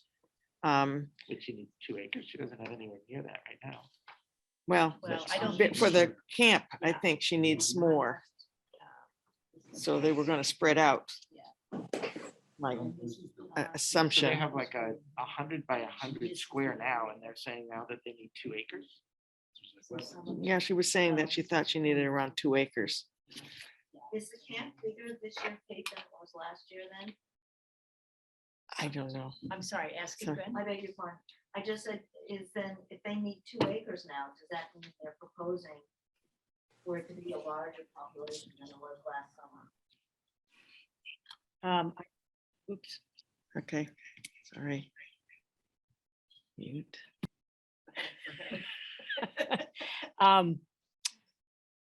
The area that she and I looked at was not 2 acres.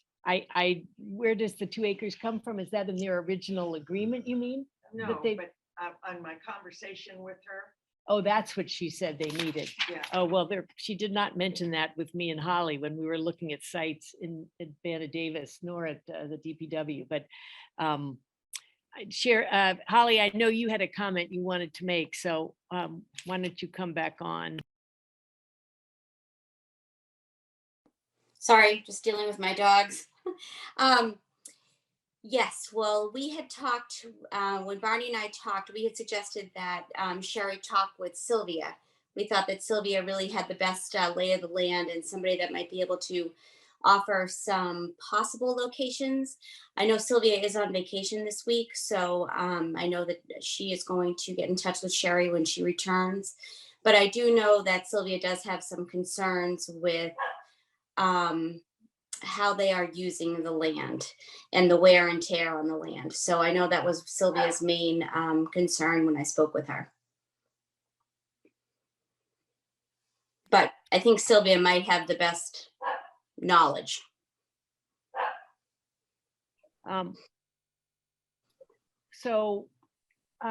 Where are we as a board in terms of direction? I think Nathan, your suggestion is, spot on, that we definitely should have a point person that knows what the possibilities are and can work with Sherry on looking at possible locations. But I think, that, given the 2 acre thing, I think we need to understand what are they growing to, right? We're not in the camp business as a town.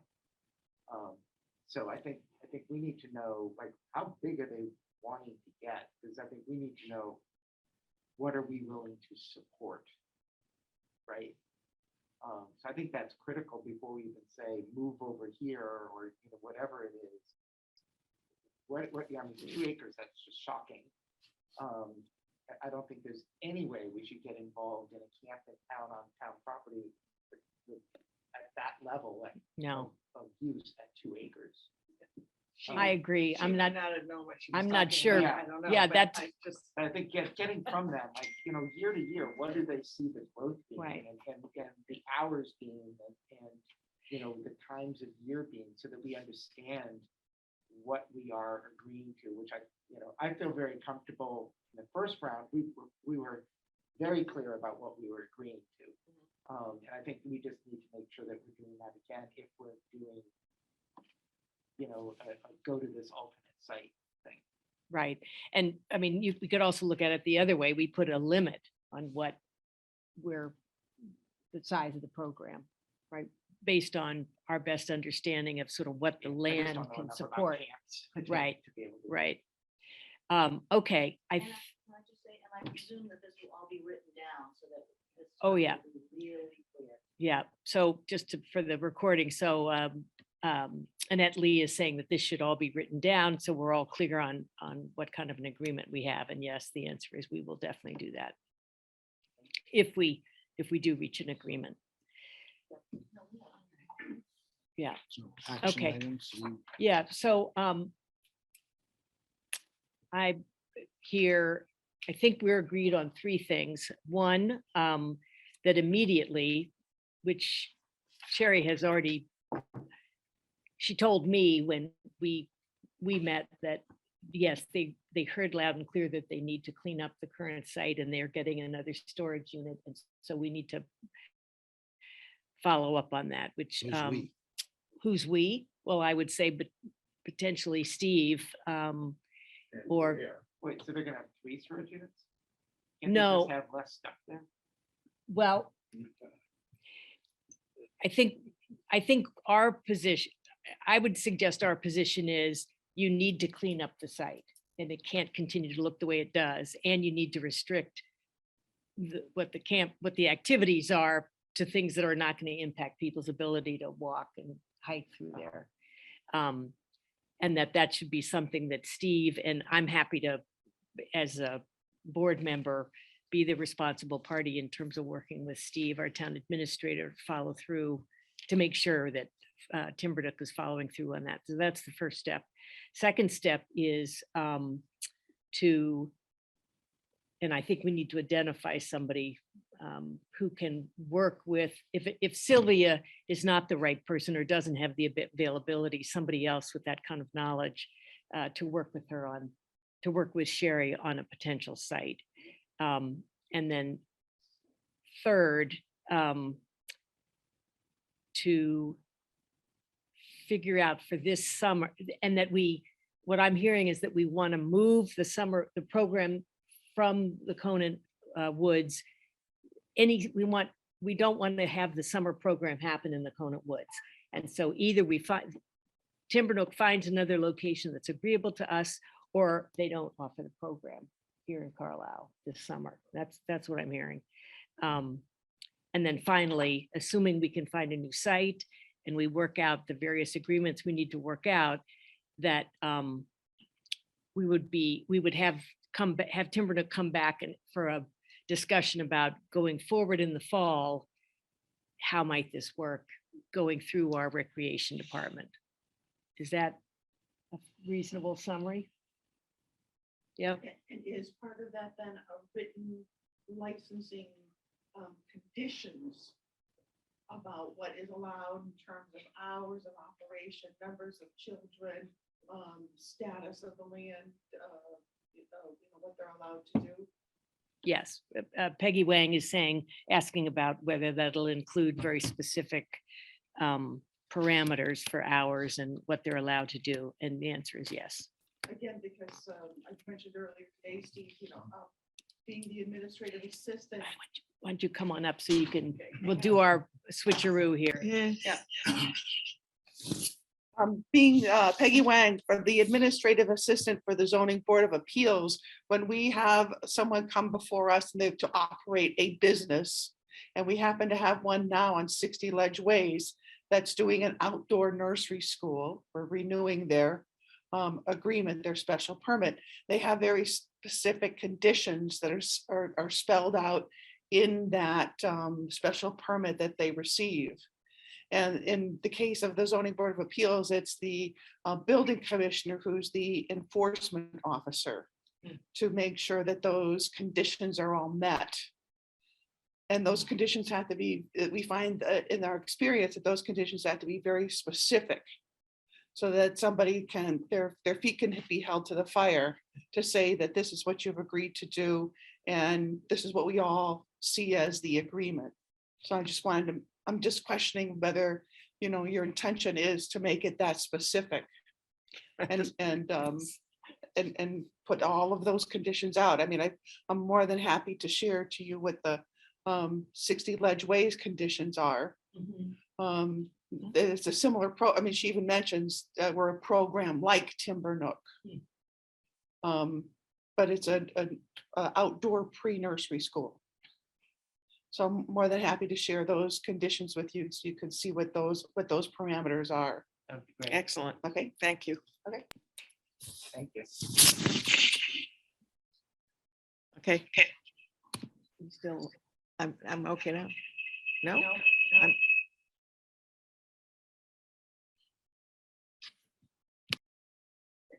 Okay. Thank you, Peggy. And yes, thank you very much for that input. Those are excellent ideas, and it would be great to have a copy of what you've just done with the nursery school. And yes, I think we're all in agreement. We need to have exactly that kind of specificity around what they are and aren't allowed to do. So thank you for that. All right, I think we have concluded this part of our agenda. Yes, okay. Thank you all for being here, and you're certainly welcome to stay for our town meeting discussion. Wayne has no choice.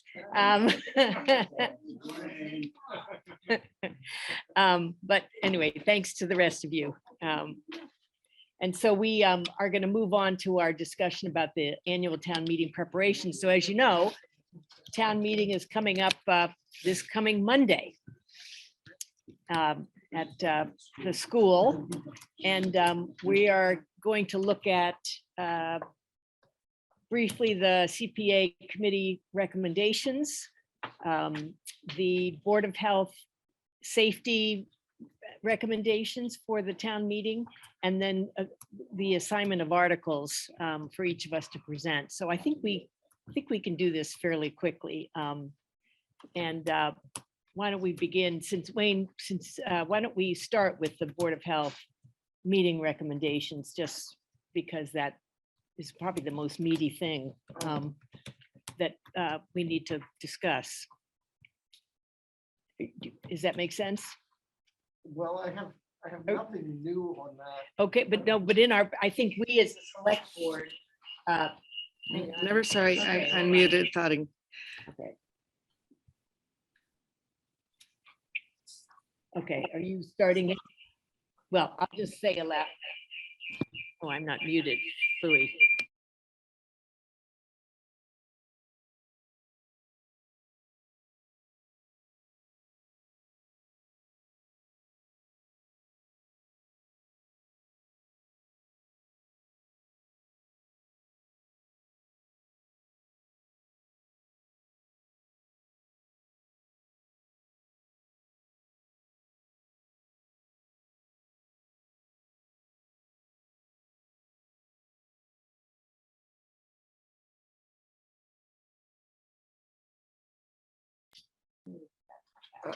I would just say you're free to discuss them. I'm not sure that you need to take a vote or any official position. If you want to, you can, but ultimately, it's my responsibility to run the town meeting. Right. So Yeah. I don't mind you stepping in, but you don't have to. No, we Okay, we go were ahead. we were You can go ahead. I've muted it okay. now. We discussed this a couple of weeks ago and thought that it would be important for us to express our support. That's all. Not to take over from you in any way, shape, or form. I know you run a great meeting. Okay. I don't know where it's echoing. We're still echoing. Have you muted yourself? We'll probably get this, I just have a clarifying thing. Yeah. Turn on my mic.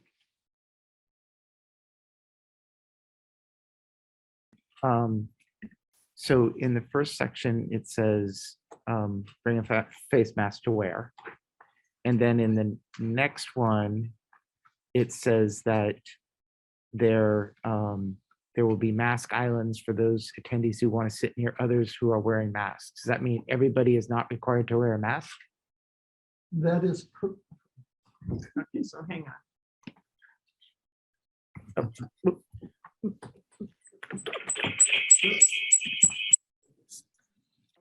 Okay.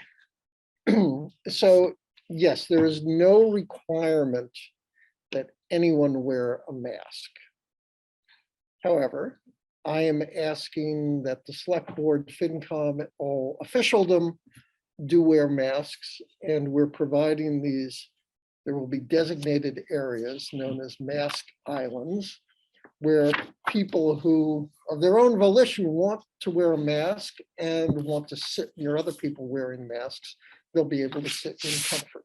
Okay. So rather than requiring masks, we're making it easy for people who wear masks to not worry about people who choose to be unmasked. So then would it make sense to say, bring a face mask, not required to wear it? Or, because it's not clear, when I read this, I thought, oh, we're required to wear a mask. What's this mask island thing all about? Because it doesn't actually say, no, that you're not required to wear a mask, because it says bring a mask. So I assume bring a mask means wear the mask. Or maybe it's an ambiguity we want to have.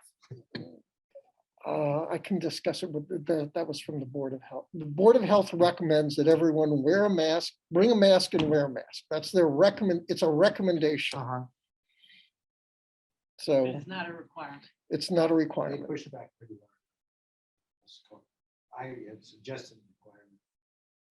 They were pretty uniform. Yeah, so I'm just wondering, why doesn't this say, instead it says bring, wear a face mask? Why doesn't it say recommend that you bring and wear a face mask? Hang on. You want to answer that, or do you want to look at it? I'd have to say, I don't. Okay, I'll bring it up. I mean, I'm not sure what you're looking at. so- I think hang on. because the Board of Health is not doing any more publicity, really, right? It's really going to be what the mosquito reports, right? Whatever electronic information they send out, because they're not publishing this week either. So I'm just thinking, Wayne, No, you could have the okay. mosquito, whatever they send out about the meeting, you could have them include the language you want. You're gonna have to unmute. because no. I think hang Yeah, on. Now you have to go back to Zoom. Okay, there we go. because You are Okay. unmuted. Okay, so Nathan, if you go above the bullets, it says, we strongly recommend colon. So we strongly recommend that you bring and wear a face mask. That's, I mean, it may not have been written the most elegantly, but that's, Okay, that's, all right. the- That answers that's my the question. intent. Read closer, Nathan. Yeah, so yeah, I mean, I had drafted that with Gene Barry, and the Mosquito was published. And I don't believe, is the Mosquito publishing this week? No, but Yeah, so they will, in all likelihood, do something electronic. Or we could ask. well, we them can to- we can update this. We said you can check the town website and Mosquito Okay. for any updates. So Okay. I'll clarify that. Okay, Being a skim reader, I thought Yeah. masks were required. yeah. Yeah.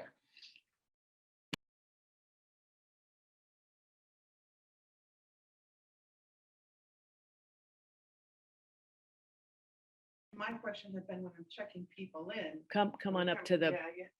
let's go back, Kate. Yeah. And there you go.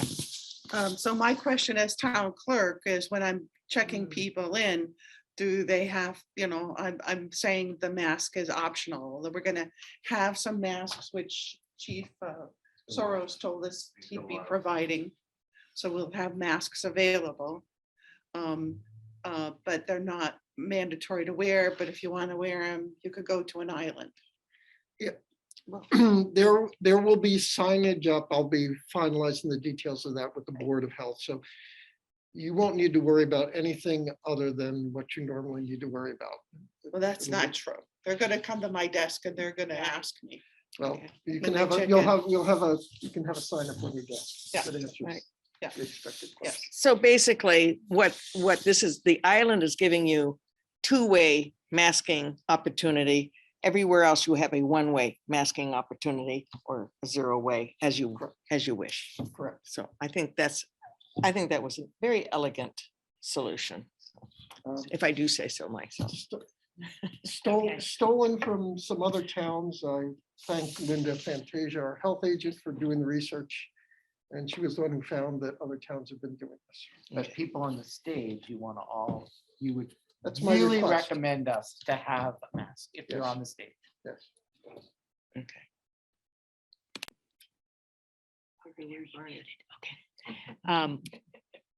All right, so could we have a motion to support the recommendations of the Board of Health? We have a second. Second.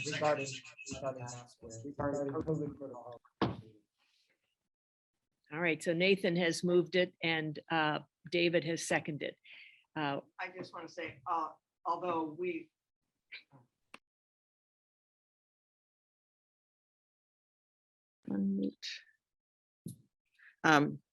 As Wayne pointed out, we don't need to take this vote, but I just want to say that I think it is, on the other hand, important that we do support these protocols in the interests of the public health of our community and safety.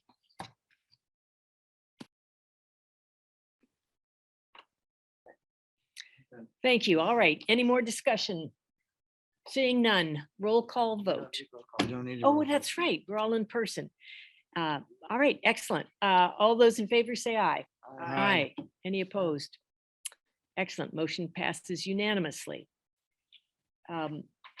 Let's take a quick look at the CPA recommendations. We, in the town warrant book, it indicates we're deferring. We deferred our position as a select board on this. And so if we could do this now instead of before the meeting, next week, I think that would be preferable. So if you go to, what page is it on? It's on, it's on page 27 of your town warrant book. We all have a copy of that. It's on page 27. Oh, wait, and maybe that's right. This just lists the, oh yeah, we need to look at which is in our packet. My apologies. Yeah. Yeah, meeting packet. All right. Starts on page 12 at the bottom. Yeah, So that's not going to be thanks. helpful for you because I did mine as individual. 105, Okay. it's 105 in the back, Okay, thanks. page 105. 105. Okay. Yep, here we are. All right, so let's see, the first motion is about the assignment of different amounts of money into the different pots, or actually all 72,136 is going, other than the number 5. But so the first one is about the allocation of money to the different baskets. I don't think we don't need any discussion about that, right? So then there's the motion 2 is the Affordable Housing Trust. If any of us have a question about any of these or want to discuss them, let's just say, let's come back and discuss. So, on that one, okay. Motion 3, the rental assistance program. This is new.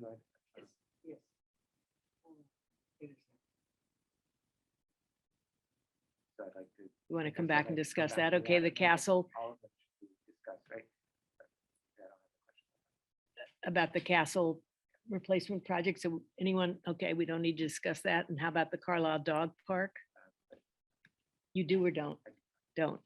And then the pre-construction cost for the Cranberry Bog Dam.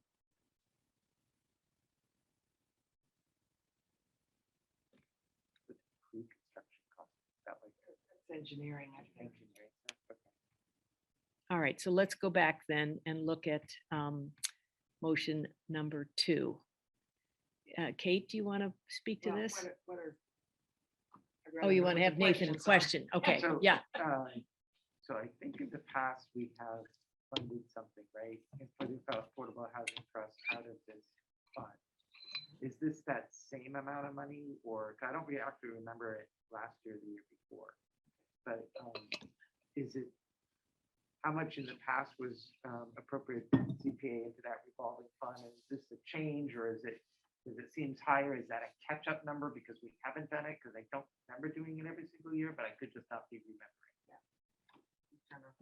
Oh, I didn't have it on. They couldn't hear me. Oh, sorry, everybody. I'm not sure how many people we have left anyway, but We do have Jeannie and Christina. okay. So I will go off mute and ask my question again. All right, I'm gonna ask my, Sorry. okay, I'm gonna, You hit it twice. There. all right, so I'm gonna ask my question again because I forgot to go off mute. My question was for motion number 2, the $60,000. I do recall in the past that we have funded a revolving fund. I'm just wondering if this is a change in that amount. It seems like it's a bigger number, but I also don't remember it the last couple of years. So I'm wondering, is this just a catch up or, why this particular amount? And not 1 second. Yeah, I'm waiting. Okay, and the answer is, it was actually, this is totally different from whatever you've ever seen in the past, because this was a brand new thing last year. We applied for and got $100,000 into the revolving account because we had 0 funds in the housing trust. Last year, we asked for and got 100,000 because we had several initiatives that we wanted to start. One of them, which was the housing production plan, which was estimated to cost around $40,000. And then we wanted to have something a little more than that. So that's why we asked for the 100,000. In addition to the 40,000, we are initiating a new housing assistance for largely some Benfield residents some of whom are paying up to 70% of their incomes. They're very, very highly housing burdened and are really struggling. And this was actually, you might remember that the ARPA funding has asked, the COA asked for $56,000 for the first year. And so I brought that also to the Housing Trust to say, look, there's a need here, and this really kind of falls within our purview. I had talked to Luke as well to see if it fell within the rules and regulations of CPA, and he agreed that it did. And so between the CPA and the Housing Trust, we had a discussion and decided that this was something that we wanted to start spending money on. So the 60,000 that we're asking for this year is to top up that 100,000 that we had. Okay. And then going forward, we wanted to keep the housing assistance separate and kind of accounting for it separately. So we asked for an additional 25,000 for next year to just do that. All right. Okay, so that's answers. Thank you. Okay. All right. Back here. You muted? Yeah. Okay, so then we had I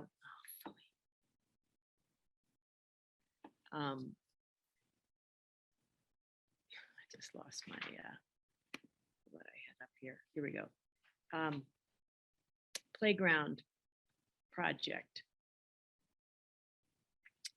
Well, we're all aware, right, that there's a big, Those are the only two that I wanted. oh, okay, all right. Yeah. We're good on the rest of them then. Yeah. You good, David?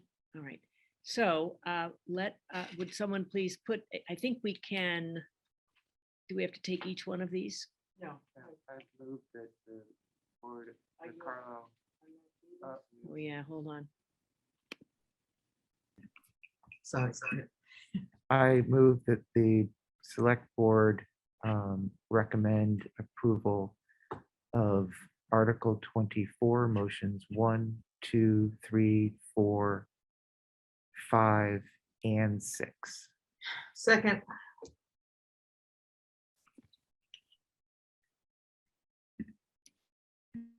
All right, so the motion has been made by Nathan Brown and seconded by Kate Reed. Any discussion?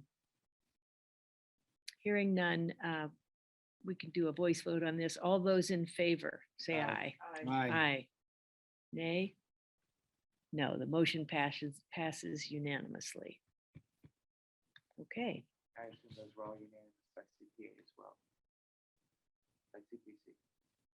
I assume so as well, but I haven't heard differently. All right, then let's move to the just very briefly, us deciding what we are going to, what each of us is going to present. I don't care. Okay, hold on. I had a, hold on, let me pull up that email. Did I send that just to you, Steve? No, I sent it to you and David. I got it. Yeah, I just did a quick suggestion.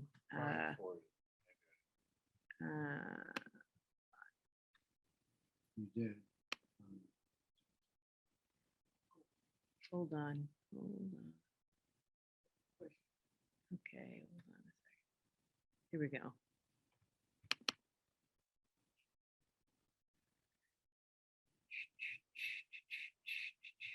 All righty. So if you look at even just the town warrant, so the consent agenda, I thought I could do, right, Wayne, somebody from the select board typically, pardon? Yes, yeah, you're just moving it. You don't have to Right, say- right. Okay, so that's Articles 2 through 12. And then the FinCom is doing 13 through 15. The Municipal Facilities Committee is doing 16. So then 17, the Senior Tax Deferral Program. So Oh, sorry. No, sorry. Senior No, no, Tax I'm Deferral, we've thinking already the other agreed, one. yeah. So David, are you, or you think someone from the COA board? I think I'll ask Joan, we have a board meeting next week. They may want to give it. I'm happy. to. Wait, next week as in before Monday night?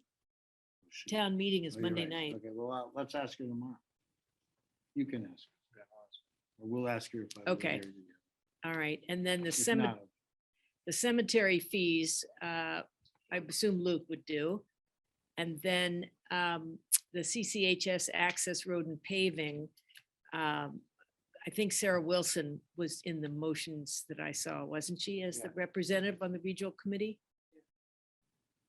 And then the changing of the name of the COA, do you want to discuss that tomorrow too? Mhm. Okay. Then the military pay, which is Article 21. So you'll take that one, Kate? Okay. And I'm going to skip 22 for a sec, and then we have the CPA, which Luke will do, and then 24 and 25, someone from the governance task force, I think Rebecca. I've sent her an email. Okay, so if we go back to 22, yeah, that's the one that, So I'm yeah. not doing any then. correct. Are you okay with that? Okay. Or if anybody's not there at last minute, I can do that. It doesn't matter to me. Okay. So 22. So this is the one that we said we would defer until town meeting to discuss, but I think we might be able to resolve it tonight. because there have been enough sort of questions and concerns about it.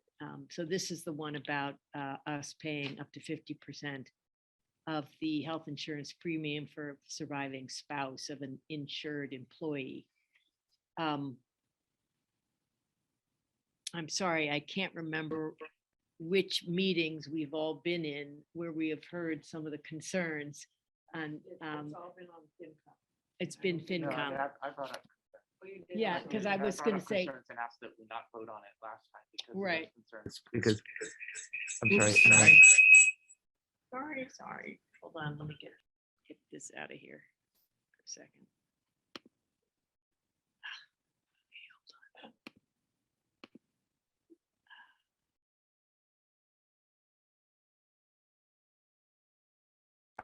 Okay, so my concern was that, I'm supportive of this as a concept, but there aren't any parameters around it yet. And so I was told that was gonna be more in this, but it's not. So I'm still uncomfortable with it. Like the example I gave was if we have an employee, let's just say we have a 25-year-old married employee who dies, we're on the hook for 50% of that spouse's health insurance for decades. And so I think that there needs to be parameters around this, or else we're going to get ourselves into trouble. Yeah, and I think, Steve, do you want to comment? Because I know I you do. also had some conversation with town Oh, council. right, because believe it or not, 41 years of local government. I never ran across this before, so it's like a learning process for me too. But I did talk to town council because I had a couple questions. One question was, if town meeting accepted this, is it retroactive? In other words, is there a backward look? And yes, indeed, anybody who may have passed in the town employment from whenever back, if their spouses are still around and still eligible, would carry forward. So. Can I interrupt you? Sure. Meaning they start now if it happened before, or they say, oh, by the way, for the last 10 years, I've spent this. Please As give me long a as your check. spouse was on town insurance when they passed. No, they're that's, we're eligible. asking two different things. So employee Y from 10 years ago, Right. spouse of employee Y says, Right. oh, raises my hand. Yeah. I want to be in the program. Yeah. Does she also get to say, well, here are my last 10 years of my insurance premiums. Please write me a check. I did not discuss that with council, but I don't think so. I think the thing is, from what I understand, talking to council, Nathan, is that I don't think you can limit it. That if the town offers it, it's there, and it's there for the life of the surviving spouse, through regular town insurance, through Medicaid supplements and things like that. So I actually had a citizen who's written me an email asking to try to figure out how much is the long-term cost for this for the town. And obviously, as we learned with listen to the auditor tonight, we need an actuary to really figure that one out if we accepted the statute. So the town would be on the hook for anybody who passes that has been a town employee while they've been an employee. And that's kind of the crux of it. The unfortunate thing is this is now in the motions book and anybody can move it. Right. But I don't think we should move this. We should know. I agree. I agree. I agree. And let's just hope nobody else does. So I think we should. Or would you want to make a motion to take no action? No, just don't move it. Right? You don't have to move it. Right, I think that, well, I don't know, maybe. Yeah, put Wayne back on over there. So, Okay, let's try that again. okay, so what Steve is referring to is a procedural thing that we typically have not done here, because we've been a little bit informal. So typically when the select board has put in a warrant article and then subsequently decides, no, we don't really want to do it, we typically just say that there'll be no motion under that. And I pause for a second in case anyone is sharp enough, as Nathan has suggested, to stand up and say, well, I'd like to make a motion, which would be perfectly appropriate if someone did that, right? Despite the fact that the select board's not going to move it. Right. The more formal way to do it and to ensure or to try to avoid any such mischief, in fact, would be to a motion to take no action. And and one of the things actually that I was going to talk about was that I wanted to get the motions book posted on the town website as soon as possible tomorrow. I'm in part because the warrant doesn't have any detail at all on the CPA thing, so I think it's really important to have the motions published. So if you're planning, if your decision tonight would be to not move that, then my suggestion and preference would be, in fact, that you follow the town administrator's advice and list it as a motion to take no action. And say it out loud. And then that motion would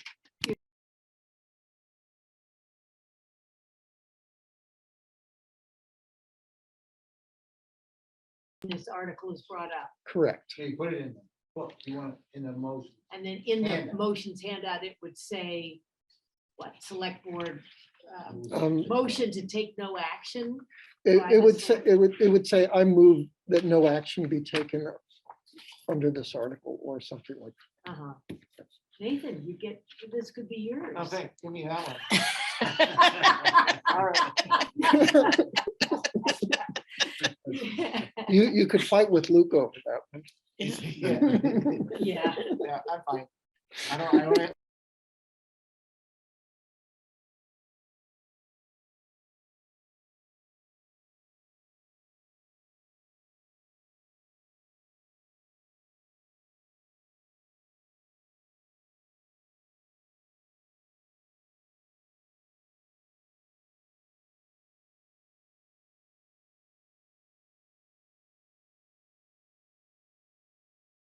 Okay.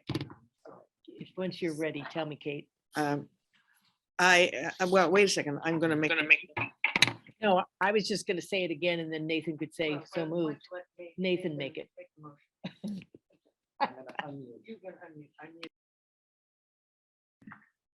I move that the select board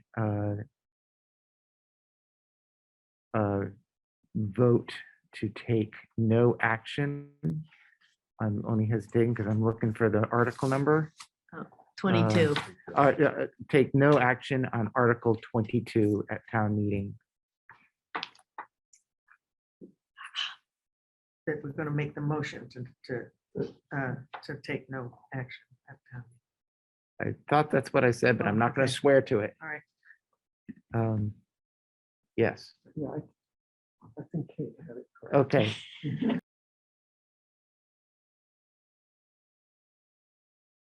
Would you unmute and why don't you make the motion? Just so we're clear on the, for Okay, the minutes. so Yeah. the motion that we're going to vote on tonight is that we make a motion at town meeting to take no action on Article 22.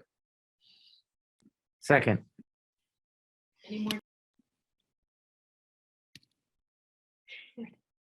Any more discussion? All right, hearing none. All those in favor signify by saying aye. Aye. Any opposed? Motion carries unanimously. Certainly. This incentivizes discussion. Yes, okay, good. Thank you. I believe unless someone else has some thing to share about town meeting, Wayne, anything you wanted us to be aware of? If not, we will move on to the next item, but you have something, Wayne? No, I just wanted to check with the administrator. Do you think you'll have a new version of the motions ready tomorrow morning or just?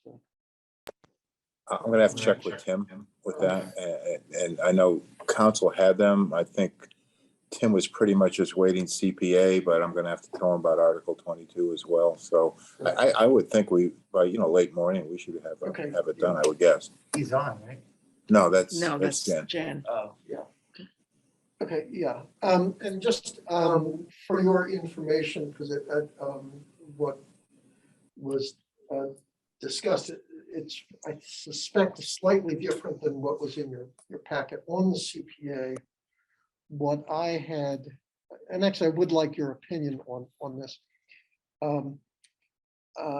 Town council had mistakenly reverted to the old way we used to do it. And I pointed out that we've actually changed the last 2 years. That instead of, you may recall, we had to vote every single one separately. And instead of it being 6 motions, it'll be 2 motions. There's the, first there's just the funding to the different pots, and then there are the projects. 2 separate motion, 2 motions rather than 6. But the second motion will have, instead of it being 2, 3, 4, 5, 6, it'll be 2 A, B, C, D.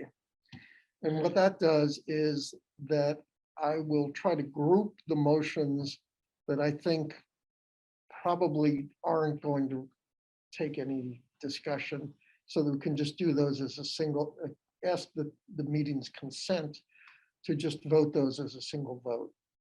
It's a little bit more efficient. But of course, anyone, just as with the regular consent agenda, anyone can pull something out. And my thinking was that the playground and the dog park would require separate votes, and the others could just all be bundled together. Right. Does that sound right? Sounds right. Okay, great. Thank you for your input on it. Thank you, Wayne, for joining us.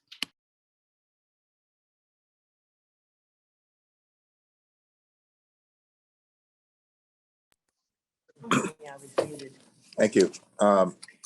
So first of all, and Luke had asked about this at the last meeting, but there are 3 vehicles that are currently owned by the Department of Public Works that are no longer needed and are useful to the town. And we will need a vote by the board to determine that the equipment is surplus and not needed, so we can dispose of it. And in the case of these 3 vehicles, as you can see, there's blown engines.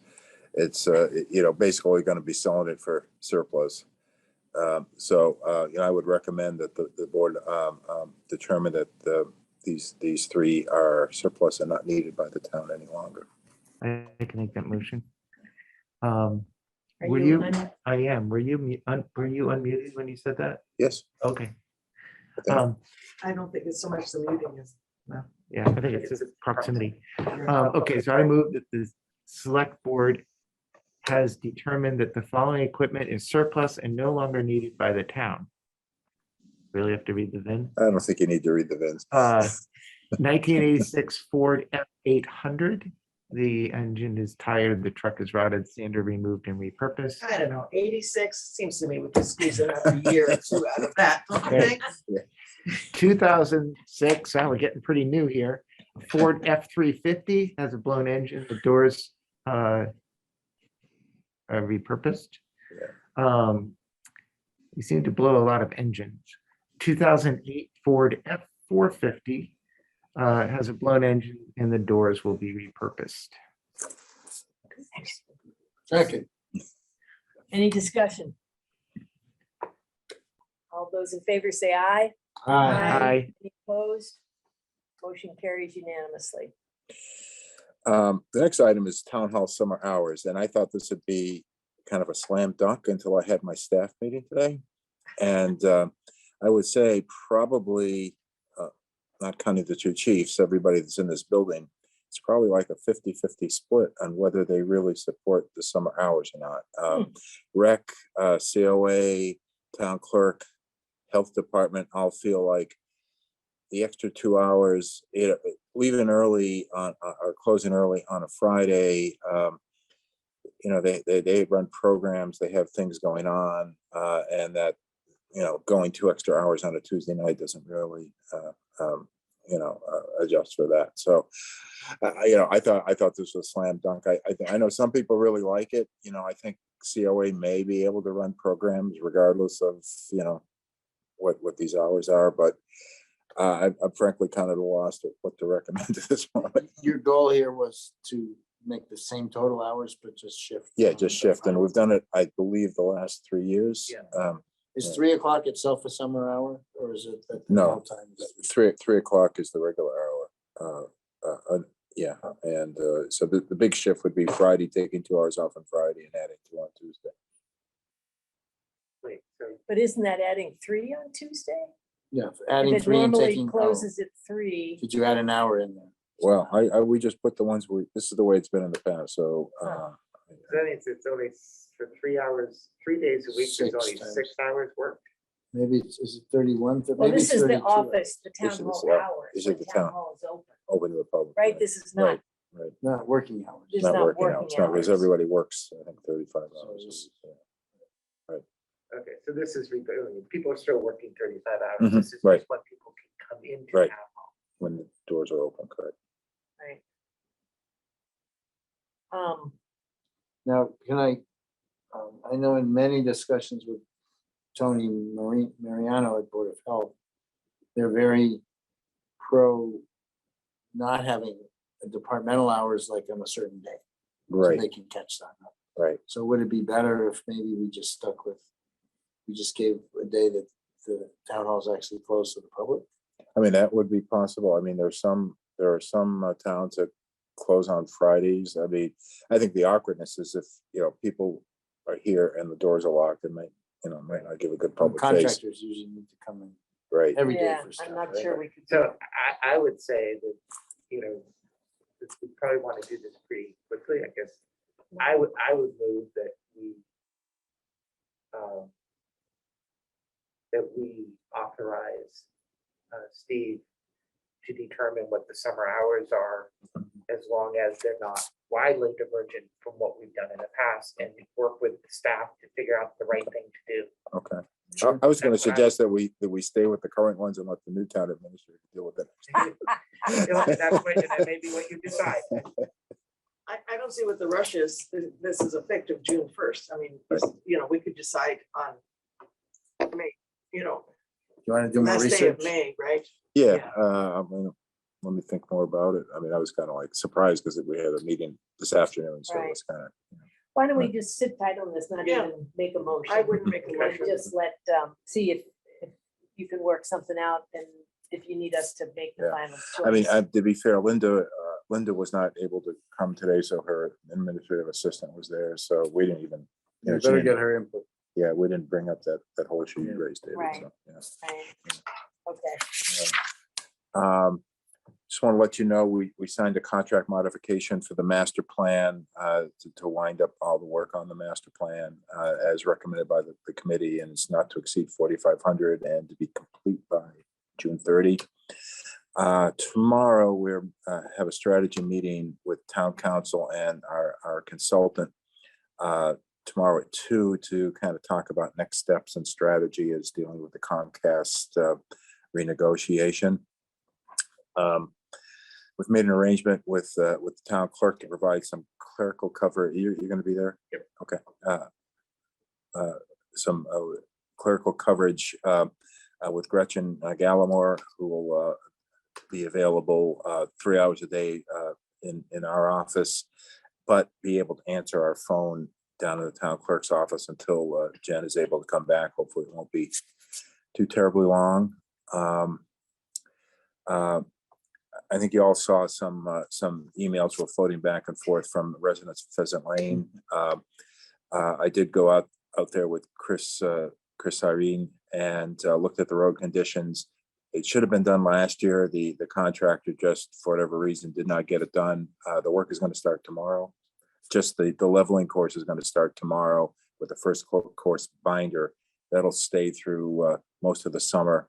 They'll do some drainage improvements and do the final paving in the fall.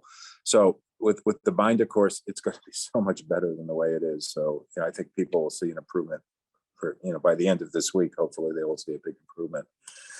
On the 11th, finance director, town accountant, and I met with Jim O'Shea and the contractor they're using for school business manager one of the things they want to do is to upgrade and redo their chart of accounts so it better formats with our Munis system. They want to get going real quickly, but as you know, in Article 23, we've got a Munis upgrade, so we've kind of got to try to figure out how we're going to coordinate that. So they may preliminarily start working on some chart of account work, but wait till we get the upgrade done. Also, I did talk to Jim about after town meeting, talking to him and his IT guy to see how they might be able to help us out. I mean, I have to say, I've been a little IT frustrated since I've been here, and part of it just trying to get used to some new system. But I think a lot of people just feel things aren't clicking real well. And the last thing I have, I forwarded you a email I received. What do I do with it now? From oh my God. Yeah. No, I just can't find it. Giving approval for. Yeah, for planting for 2 trees, right.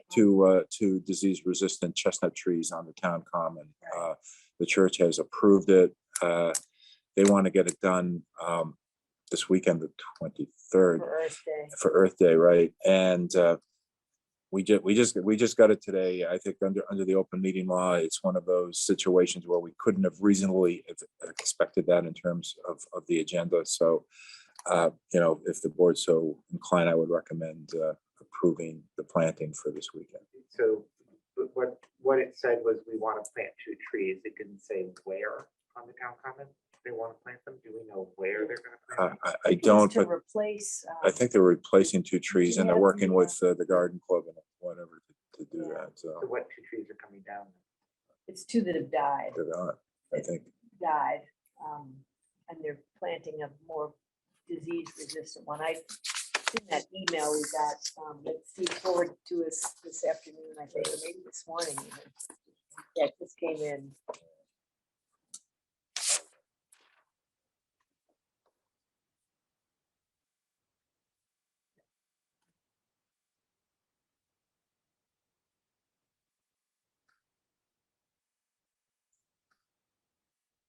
I mean, the email does not really give a location. It doesn't. It doesn't say it's Does it say replacing 2? dead trees. Yeah, replacing 2 dead Right. trees. Why Yeah. does it say that?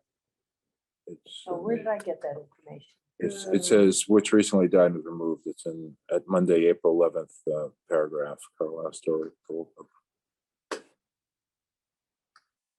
I know that at a certain point, the garden club or somebody wanted to plant some trees on the common there, and the HISCOM was not pleased about it. So the fact that they're pleased about these trees, and I assume they also looked at the placement. HISCOM was not asked. Yes, No, they it's were. This is the No. Historic Society. That's the Historic Society, not the commission. Historical Commission has not been asked. I think that's dangerous. Oh, Well, no, because remember, there is that issue with the garden club and the commission about planting those trees that the garden club planted, maybe it was last year, and went through town council to determine that in fact the commission does not have authority over the shrubs. Do you remember this? No, they don't have authority over plantings, but Yeah. we have a commission that's responsible for the historical nature of the town. I think it's common courtesy to let them know that what's going on. I mean, having been the chair of the historical commission for 4 years. I read it. Now, this is a historical society, which I was also on the board of, Yeah. is wanting to do something within the was not within the jurisdiction, but within the historic district, and the historic commission has not been It's notified notified. that it's happening. Yeah. Um, Well, could we move to approve this under the condition that they notify the historic commission? and if they want to do it Saturday, right? Yeah, they want to do Yeah, it. they have to. I mean, this is not asking for their approval, right? You're suggesting that there's a courtesy, they just let them know. Yeah, I think it's almost worse just to drop them an email and say, hey, we're gonna do this, then I don't know. I don't understand the last minute nature of it. April 23rd comes every single year.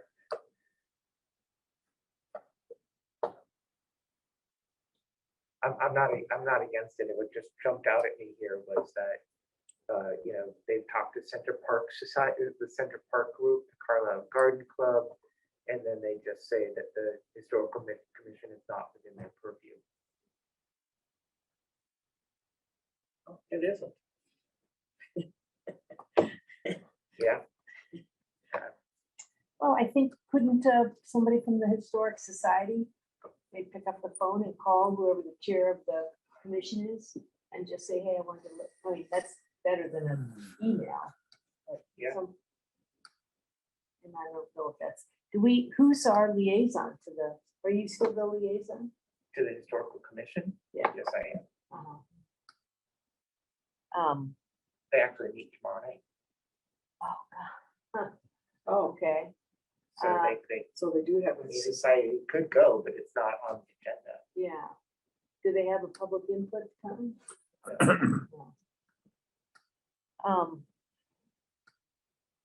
Well, it's kind of like we are, you know, you can read, you know, if you, well, I mean, under the open meeting law, if you reasonably couldn't have expected it to be on the agenda and it's like time critical, you can talk about it, so. Right, I guess what we want to do is talk to Annette. Oh, Annette? Yeah, Oh. she's the chair of the Historical Commission. Okay, I didn't know that. And talk to Dana. Yeah. I think the other chair of the Historical Commission is on the Historical Society. Oh, that's interesting. But don't quote me on that. Yeah. But I think that they should present this to the Historical Commission. Tomorrow is Wednesday, right? Yeah. Correct. Yeah. I'm pretty sure that they have a meeting tomorrow night. Probably go to our trustee website. Yeah, I'm going to be there because I've got to go there for the library. Okay. I'm gonna be on Zoom. Actually, I might be there in person. So So if you think it's okay, because it's on, It's the same situation we had tonight. yeah. Then if you could just let Annette know that you think it's okay. Yeah, okay, I'll call her. That'd be great. Yeah, okay. So, all right, so we have a motion to let's see, Steve, what's the what is it? They want our approval to plant To disease-resistant chestnut trees on the town common. common, which is jointly owned. with the church. contingent on. They're Presenting it. replacing, yeah, to they're his- replacing two dead trees. Jointly owned by whom? Huh? Jointly owned by, Or the common is jointly owned by the town and the church. FRS. So the- Parish. Yeah, the do parish. they have to approve it as well? They already They did. already have. And we have. Okay, so our motion is, whoops, okay, somebody, who was going to make the motion? You should then have yourself unmuted. And I'll mute myself back. I'll make it unless you want to make it. I don't know. Okay. I move that we support the planting. Oh, wait, I have to unmute myself. I can't multitask like this. Especially at 10 o'clock at I night. really, I am, yeah. Okay, I move that we vote to support the planting of 2 light-resistant American chestnut seedlings on the town common to replace actually it's to replace 1 tree.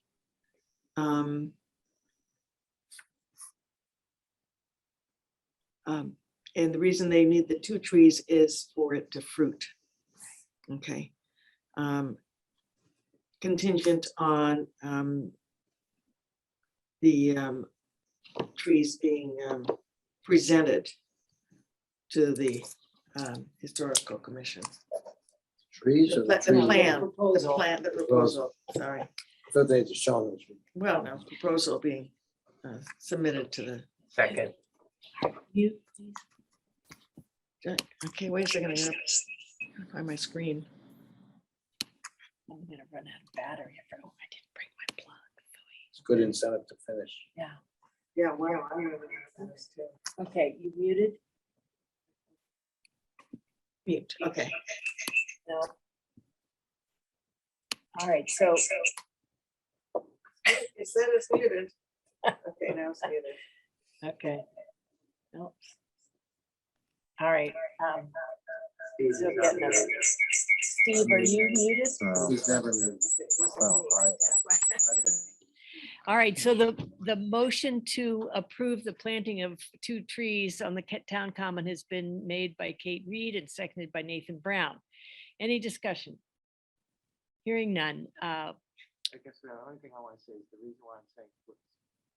reason why I'm saying this about historical commissions, not only is it within their purview, but they also have maps and historical maps of all the plantings that have been on the common. I think it's just common sense to involve them in the process. All right, good. Thank you. All those in favor say aye. Aye. Aye. Any opposed? No, so the motion carries unanimously. Thank you. All right, what we have left to do is we just very quickly, we need to determine our our May 10th select board meeting, which can't happen on that day because it's town elections. So the poll I sent out to you all of us were, and I did not hear back, I didn't hear anything back from Luke, which I didn't really expect. All of us were available on May 3rd.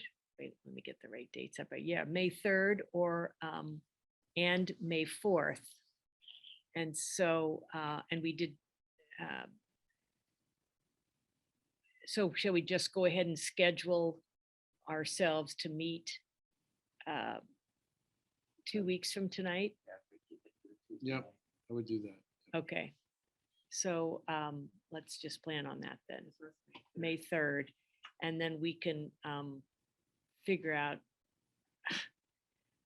whether we should then go 2 weeks later or whether we wait 3 weeks for the May meeting, but we'll have a new board or a changed board at that point anyway. So we can go forward after that. Okay, good. Thank you. And then just very briefly on liaison reports, does anyone have one that they want to offer? Steve did my Comcast. Thank you. Okay. We're meeting tomorrow. Okay. So I just want to mention that I received a email from Jerry Lerman, the vice chair of the Public Safety Facilities Task Force, that I saw this morning. He sent it late last night, and he would ask the question of the select board about regionalization, specifically about whether that should be considered by this group for the either of the public safety departments. And I'm raising it tonight only to say that I think this is the conversation generally about regionalization is one I think we should have as a select board, and that I'd like to suggest we put it on the agenda for the next meeting. We specifically, they would like an answer about whether there's an expectation that they're looking at that specific to the police and fire departments. But I think since it's also in the master plan, which will be close to approval at that point, I think it's a relevant discussion for us to have in general. So I just wanted to raise it so people can be thinking about it, and we'll have that conversation. Not that we need to make a decision one way or the other, but we can have a first real conversation about it in 2 weeks. Are they waiting on a decision, input on that discussion, or? The way Jerry framed it was that it's come up in their meetings, and their reading of their charter, their assignment, their task is that it's not specifically shown in there, which is correct. So there are some folks that are thinking they should be addressing it, and then there's some people that don't think so. But it's not, they're continuing to do their work in terms of gathering data about the 2 stations, and then considering the options we had laid out that we want them to consider when they're going forward to make a recommendation. That's a massive discussion. So I think they should just go down the path with it, no, unless they're told different. I agree. Yeah. So we could visit that next, in 2 weeks, but David, I know, had commented that to me earlier as well. So, and Kate, you're nodding your head. But I don't think we should decide it right. Let's revisit it in 2 weeks, but that I can give Jerry a general sense, you know. All right. The minutes, we need to approve the minutes. And there are 2 sets of minutes. Kate sent in some edits and I sent in some edits. I don't know if any of you had any comments on the minutes. Okay, well, there were some little stuff, but the one, Kate, what was your one on one of the motions? It was, do you remember? Well, I believe you, Nathan, Oh, made that's right. the nuisance dog motion. And it showed Kate as making And it it. showed me as making it. So, I don't Okay. remember. I'm pretty sure you did it. So The that- other, yeah, the other, yeah. The other change that I noted was around the discussion about changing the quorum at town meeting. And that it had shown that it was a unanimous vote. And you and I both voted no. So I put in that correction, that it was and so that's been amended in the set of minutes. So if I could have a motion to approve the 2 sets of minutes as amended, that would be great. Or do we need to do them separately? Well, we need to at least do this. I move that the select board approve the minutes of Tuesday, April 5th, 2022. As And we amended. could take out the second 2022 at the end of it as well. As amended, and the minutes of March 22nd, 2022 as amended. Second. All right, the motion's been made by Nathan Brown and seconded by David Modell. Any discussion? All those in favor say aye. Aye. Any opposed? Motion carries unanimously. And then the warrants are there. I don't, unless somebody has a question about them, there is some annotation to show you where those funds are being The spent. packet's a little messed up because it has a I select know, board motion. I know. I didn't catch that. I reviewed it, but otherwise, all set? Yep. All right, I would like to entertain a motion to adjourn. So moved. Second. All those in favor? Aye. Aye. Discussion. Motion, the meeting night, adjourns at 10:04 PM. Good night, everyone. Thank you, Jen. Aye. Bye.